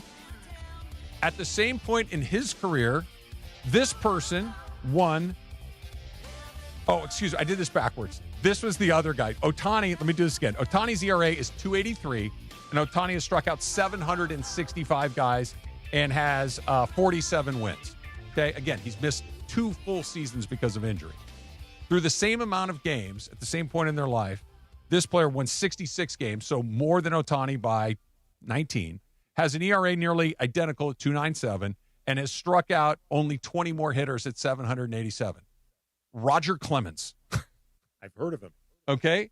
So his comp as a pitcher is Roger Clemens, to 32 years old. His comp as a hitter is Frank Robinson. Roger Clemens is not in the Hall of Fame. We all know why, but Roger Clemens is a Hall of Fame pitcher, and Frank Robinson is a Hall of Fame slugger. Hall of Fame everything. Hall of Fame everything. First black manager in Major League, all of this stuff. Shohei Ohtani is Frank Robinson and Roger Clemens. We joke, right? He's John Smoltz and Barry Bonds in the same body. No, actually, he's Roger Clemens and Frank Robinson. That's just stupid. That is absolutely stupid. I knew it was good, but I didn't know it was that. I'm trying to think if there is a comp for this. The comp would be, and I know that because this doesn't happen, but neither does this, would be if a player was both Matthew Stafford and Aaron Donald. That's what we're talking. They're 2 totally different disciplines. I know that in basketball you do play. There is no basketball equivalent because you play both ends of the court in basketball. But hitting and pitching are two entirely separate disciplines, the way that defensive tackle and quarterback are totally different disciplines. That's what it would be. That's just insane. It would be like being Jack Nicklaus and John McEnroe. Like that's what it would be like. It's just two totally different things, but I'm the best at both of these things. You know what maybe it is? Maybe it's the way Jim Brown was one of the greatest football players ever and like the greatest lacrosse player ever. Like different disciplines. Like it is widely accepted that Jim Brown is the greatest lacrosse player ever. Like most people don't know that stuff because they just know the football. Or like the way Jackie Robinson was an incredible track athlete on top of being a great baseball player. And frankly, Jackie Robinson was and a good football player and a good basketball player. Pretty amazing at every sport he attempted. Yeah, I don't know if this is just me. Do you guys, when you watch Dodger games, still kind of soak in when he comes up to bat, or is it just here comes Shohei? Because every time he comes up, it's like, hold on a second, let's take a minute and appreciate what is about to happen. I mean, I'm desensitized to it in the sense that I've seen it enough now that it isn't new. It's still interesting to me. Yeah. Still really interesting. It's not new for sure, but I don't know why it hasn't worn off. And this is no disrespect intended to LeBron at all, because LeBron is showing, like, we're talking about the greatest of all time, or at least in the very short list. Like there comes a point with LeBron, it's like, yeah, okay. Like I stopped marveling at it. We shouldn't, but I did. With Ohtani, I haven't stopped marveling at it. I remember the first season that I was covering the Lakers for the LA Times. I was doing their first sports blog, and it was covering the Lakers. And I realized there was like a string of Kobe having like 50-plus point games, like a string of it. And then like you get into this ridiculous day where he only scored like 35, and you have to ask Kobe what happened. Yeah, like what was off in this game? Like, and you start to become, to some degree, desensitized. Like I was at 81, and the story heading into halftime with 81 was not, oh my God, look at the game Kobe's having, because he had 26 at the half. It was, are the Lakers actually going to lose to this crappy Raptors team?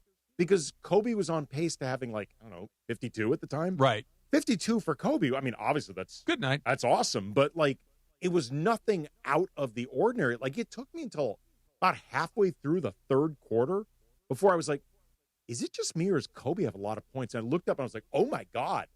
Like it just hit me that halfway through the third quarter, he's sitting on 50 something. I'm like, oh my. The Kobe game is a perfect one. The Shohei playoff game where he struck out 10, hit 3 home runs, didn't give up a run. Like you remember where you were. The 81, it's just those guys are different. I try not to get accustomed to it, and I haven't and maybe it's just because baseball is my favorite thing and I watch it a little bit differently, but it's pretty wild. Straight Up, sponsored by Blue Ice Vodka, America's largest state of vodka. Never know. Double gold rated, just 64 calories an ounce. Let the kid do his read, DeAndre. And made from Idaho potatoes. Clean, smooth, no additives. Blue Ice Vodka, premium taste, nothing extra. I see Trudell. I saw this Geeter. Yeah, where's Trudell? Where's Trudell? Trudell's talking to Laura. Is he going to nudge me tonight? I don't think so. You guys can. I don't think I'm going to nudge him today. Minutes? No, you're not feeling a nudgy. I don't know, man. After what he pulled yesterday, I don't know. Which one of you sleeping on the couch? Well, I'm sleeping at East Central. But Trudell can sleep on the hand if he wants. But metaphorically, which one is sleeping on the couch? Oh, right Trudell's sleeping on the couch. Okay. It's not super crosstalk. Crosstalk is coming up. No, it's still super crosstalk. Is it still super crosstalk? Anytime it happens, it's super. Oh, great. Super crosstalk with Gator and Trudell coming up next. DeMarco's on vacation. Andy's in. It's DeMarco and Travis, ESPN LA. Getting pulled over for a DUI can be life-altering. Un momento, you're driving to your casa. Next thing you know, un grande problema. Right, Angelica? Sí, Cappy, and the clock is ticking with solamente 10 días to respond. 10 days is not a lot. Cappy, the Fix My DUI program helps people move forward after a DUI with support and guidance every step of the way. If this happens to one of our listeners or someone that they know, what should they do? No espere y háblanos hoy or visit fixmydui.org. That's fixmydui.org. DraftKings is live in all 50 states. That means us, California. Win or go home. That's it. That's the World Cup knockout round. and DraftKings has you covered for every single match. The DraftKings app is now live in California, so whether you're catching the early kickoff, before work, the late match at the bar, you're in on every single minute, every match, every moment, all in one app. Right here in California, the world's biggest stage is in the palm of your hand. And new DraftKings customers, sign up with code LA710, spend $5 to get $200 in total rewards over 21 days. That's code LA710 in partnership with DraftKings. The crown is yours. Event trading offered by DraftKings Predictions, a CFTC registered introducing broker. Trading involves risk of loss. Market availability varies. Eligibility restrictions apply. $50 every 7 days via click-to-claim issued in non-withdrawable prediction dollars that expire in 1 year. Ends July 19th. Terms, dkng.co/predictions promo. When we started Oakland Roots Sports Club, we needed a strong foundation. Gusto has had our back since day one, making sure every hire, every paycheck, and every player is taken care of. They're the team behind our team. With Gusto, we stay rooted and give Oakland the love it deserves. I'm Idris Argandawal, co-founder of Oakland Roots and Gusto customer since 2018. See why 500,000 businesses trust Gusto for payroll, HR, and more. Get started for free at gusto.com/roots. In a world parched for excitement, one drink will emerge. Twisted Tea, the refreshing thrill ride of flavor. Recreating its classic role as the hard iced tea that goes down smooth. Twisted Tea doesn't just taste like real iced tea, it's made with real brewed tea and a 5% kick of alcohol. Taste the adventure with Twisted Tea Hard Iced Tea. Keep it twisted. Twisted Tea Brewing Company, Cincinnati, Ohio. Please drink responsibly. This is a test of the emergency alert system. This is only a test. Download to see if you qualify. Not all customers will qualify. Transfer fees may apply. No Albert subscription required. Albert is not a bank. Albert Instant Loans are issued by FinWise Bank, member FDIC. Not an actual client. Terms apply. Kylie, what's wrong? I just got hit with a car repair bill. I'm behind on rent, and I feel like I can never save any money. Have you tried the Albert app? Albert is your financial assistant, helping you find ways to save and create custom budgets to actually grow your money. Plus, you can get up to $10,000 for big expenses, or advance up to $1,000 fast when you need cash right away. Albert can get me up to $10,000? Exactly. Albert spots you in a pinch and helps you grow your money in the long run. I'm downloading Albert right now. Download the Albert app and use promo code EXPRESS to borrow up to $10,000 for whatever you need. The Albert app helps you budget better and save more money so you reach your financial goals faster. Download the Albert app right now and use promo code EXPRESS to borrow up to $10,000. Use code EXPRESS to borrow up to $10,000. This is a test of the emergency alert system. This is only a test.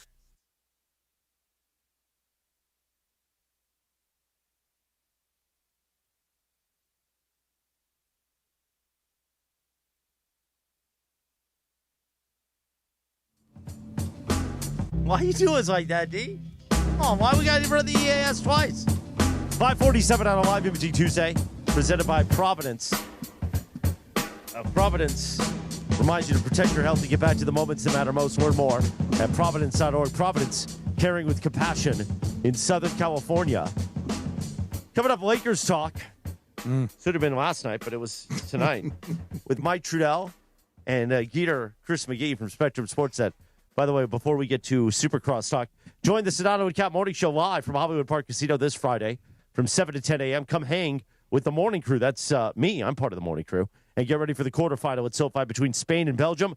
Powered by Milagro Tequila. Tequila never tasted brighter. Milagro Tequila. Please enjoy responsibly. Geeter, what's going on? Just a couple scumbags getting ready to do Laker talk. We didn't. In reality, we wanted everyone to have the chance to support Team USA last night. But Beto, unfortunately, Beto worked except last for night. Beto. Unfortunately, Team USA played the worst game that I think I've ever seen Team USA play. It was a disgrace. We should have I'm been still here, in actually. mourning. It's embarrassing. Yeah, I wish I wouldn't. Honestly, I wish I wouldn't had to have watched that, and it would have just at least been on the screen over there without any Be audio. careful what you wish for. That's the lesson moving forward. Soccer gods, man. That's Soccer what happened. gods. I'm fully you convinced. cursed Team USA. It was the red card. It was the Balagoon reversal, the Uno Just the reverse bad red mojo? card. Yeah, Yeah. because Belgium then came. They could feel like they were the underdog, and we got their A game. I think we could have maybe gotten their C game and had us play the A game, and that would have at least made it respectable before they beat us like 3-1 So or 3-2. Look, you know my thing with soccer. I've enjoyed this tournament a great deal, but I don't know much about it. Yeah. Is the gap that I witnessed yesterday the actual gap, or was this a better team playing at their best and an inferior team playing at their worst? Yeah, in reality, Belgium is better, but they're not that much better. Okay. Team USA played horribly. Belgium played almost flawlessly, despite not having one of their best players play. We never even had the ball. Yeah, they're so they flex their muscle. They're better, and we ultimately. I think we talked about this before the World Cup. We're like, how far are they going to go? I said they'll be thrilled if you get to the quarterfinal. Yeah, most likely get to the round of 16 and then bow. And that's what would have happened. And we all could have held our heads up high if we would have showed up and not played like a bunch of scumbags. Should we feel like crap that they got ran out the way that they did? Yes. Yeah. Here's the bottom line. I don't care if you know the sport or not.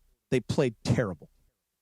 They sucked. To your point. And it was embarrassing. To your point, I know nothing about soccer, and I could tell they were playing you're a perfect person for this then. Did you watch Mexico and England by chance? Yeah. Yes. Okay. Yep. Mexico went out bleeding and fighting for their country. They went out in the proudest way that you can go out. I mean, Mexico really got doomed by about 3 minutes where everything went haywire. Otherwise, they played really Paraguay, competitive. Peter, tried to kill the French players. The Frenchmen. They did. They tried to commit murder on the field. And the USA were just kind of like, you know what? You want to dribble through the box? You can have it. Yeah. Go ahead. I didn't like the first 20 seconds. No, Shot on goal. hated it. We're panicking, and then the back line was terrible. Mike, explain to me why we couldn't control the ball at all. First touch, come on, man. It's just all of it was bad, and the mojo was bad, and I generally don't believe in the superstitious type things like this, but this is not superstition. The mojo of the reversal, which all the entire rest of the world agreed, and even an American fan would be like, look, I'm glad we have him, sort of, but I don't really love the position this puts me in. It reversed all of the karma. It reversed karma, but also like the Americans in this tournament, I think, went from being a rootable team, 100%, just because they were underdogs comparatively to the rest of the world, to all of a sudden looking like the 800-pound gorilla flexing its muscle because they're the most powerful country in the world, and the FIFA Peace Prize winner chimes in and all of a sudden gets what he wants. And I think it created a lot of bad feelings towards the American team. And it also felt like it was an emotional whiplash for both teams. The players were kind of like embarrassed. The Team USA players were kind of like hesitant out there, kind of like felt like, hey, we like almost like we were just gifted something. Yeah, the hand was in the cookie jar and you saw it, and the other play, it just, all of it was bad. But can we not change that rule? I know we'll go with you every 4 years on this. We go back and forth on text. I mean, let's evolve with times. It was a horrible call. True. No intent. Shouldn't be a red. How about you review it and make the right call the next day? Why does the guy have to miss 30 minutes of the most important match, play 10v11, and then the next game he's out the whole game? It's a dumb rule, Mike. Well, this is when, I'm sick of it. And again, I blame Morales for this, but I said the word scumbag 17 times in the last time that I did a show with Beto because I was so furious, not just about that call, but by the call against Senegal, which got Belgium through and past Senegal. In the same thing, like what's the way to put it? The intention was not there to go into the tackle, and therefore it should be a yellow instead of a red. And we've talked about this before, Travis. Right. In all sports, when you actually get to the replay, everything looks bad. Everything looks bad. I want to be mad at you for your activities last night, but you do sound good on that microphone. You're really working it well. The processing's working. It's making your voice sound warmer. Well, I appreciate that, I guess, but I'm just outraged that this is the product that we put in front of the American public. After people like me whined for all these years, why don't you like soccer? Soccer's great. Come join with it. And then everybody's watching. We were ready to join. And that's how we go out. After playing a way in which I think we could inspire the soccer world before that. Here's another question from somebody that is new and was excited and was getting pulled into the soccer universe. Like, this was a reminder to me, again, with uneducated eyes, we're not one of those guys. There are levels to this. Mm-hmm. That watching what we've seen, especially as the field has been winnowed down, like seeing the high level of play, seeing what Messi did. We can talk about that in a minute. Seeing what the English were able to do. Really, like you said, minus 3 minutes of where it went haywire, they were still able to kind of hold the thing together. And then seeing how Belgium basically prevented us from ever touching the ball, it's like, this isn't, hey, we're getting closer, hey, we're getting better. Maybe we don't stink anymore, but this idea that we might be able to at one point join those other guys, it feels a million miles away right now. We are still far away, but Geeter, we were discussing this very thing, though.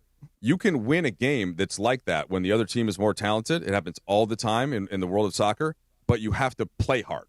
That's the thing. You can't play dumb and not hard and expect to hang into a game and win. So there is the gap Travis talked about, Chris, but that was not the way that you show dumb the and colors. timid doesn't work anywhere. No. In any aspect of life. And we sat at the Great Hollywood Park Casino, right? Did we not? We did. And we told DeMarco quarterfinals would be a win. And I'll die on that hill. I still think there's a way because that we could have to get to gotten the quarterfinals, they would have had to beat a team like that. Yeah, and you have to at some point beat a team like that. Well, even now I'm just all in on Norway because of the box merchant. I love that Viking, dude. That guy's freaking amazing. He looks like I want AI. That's the guy I want on my team. Erling Haaland, I hate him for other reasons balls. that we don't have time to get into right now. Well, again, you went too far there a little bit. No, he's just like that's well, sad. that's a reason. That's a part of the body that he feels strongly about. Yeah, compared what to is Lesson. it with you with me? Every time I'm around, you're making comments. He's got intestinal fortitude out there. Exactly, that's right. Right? Yeah. I must have missed it. Just say Don't say it cojones. again. I said huge balls. I said he does. Like he's on the field. He's just. I know, but it's just.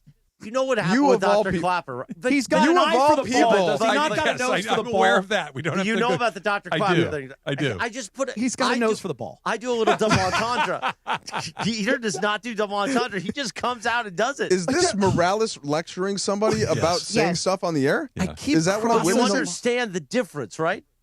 I keep I crossing the would line. argue there isn't a ton of The difference is you're kind of like Charles Barkley, where you say stuff all the time and you're funny, so therefore you can say stuff, kind of like Michael. Yeah. And what you're arguing is that since Geeter hasn't been in this No, you room know as what? much, No, I'm just he's saying not able to do it. The huge balls thing like that. But Just, what is the difference between the double entendre that you're talking about? When the Like, result so is the Cappy same and I do thing. this You've Summer been of building up Schwans. and promoting the But summer it's the same of Schwans, thing. for God's sake. Yeah, But it's right the same. there. It's exactly the same It's the same thing. thing Not to fair. us, but on a transcript, it's not the same thing. I keep So who's crossing the looking line, at and the I don't know where the transcript? line is. I can't find the line.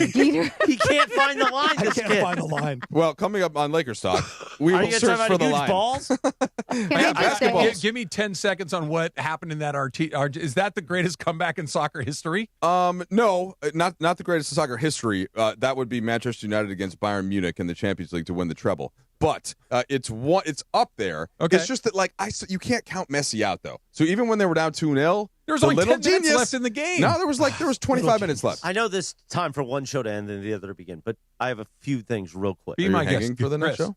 I'm tired. I don't think I'm going to hang out. Chris, I was. You don't have to. go ahead. Go ahead. Did you see the ref in the Switzerland-Colombia game? Oh my God! Yes. Did you notice how small he was? Relative to Relative the short to answer is yes. adults. Relative to adults. I almost Yes. crashed on the freeway because Travis was losing his noodle. It was over this guy, it was so I was trying to watch so it on the freeway. terribly distracting.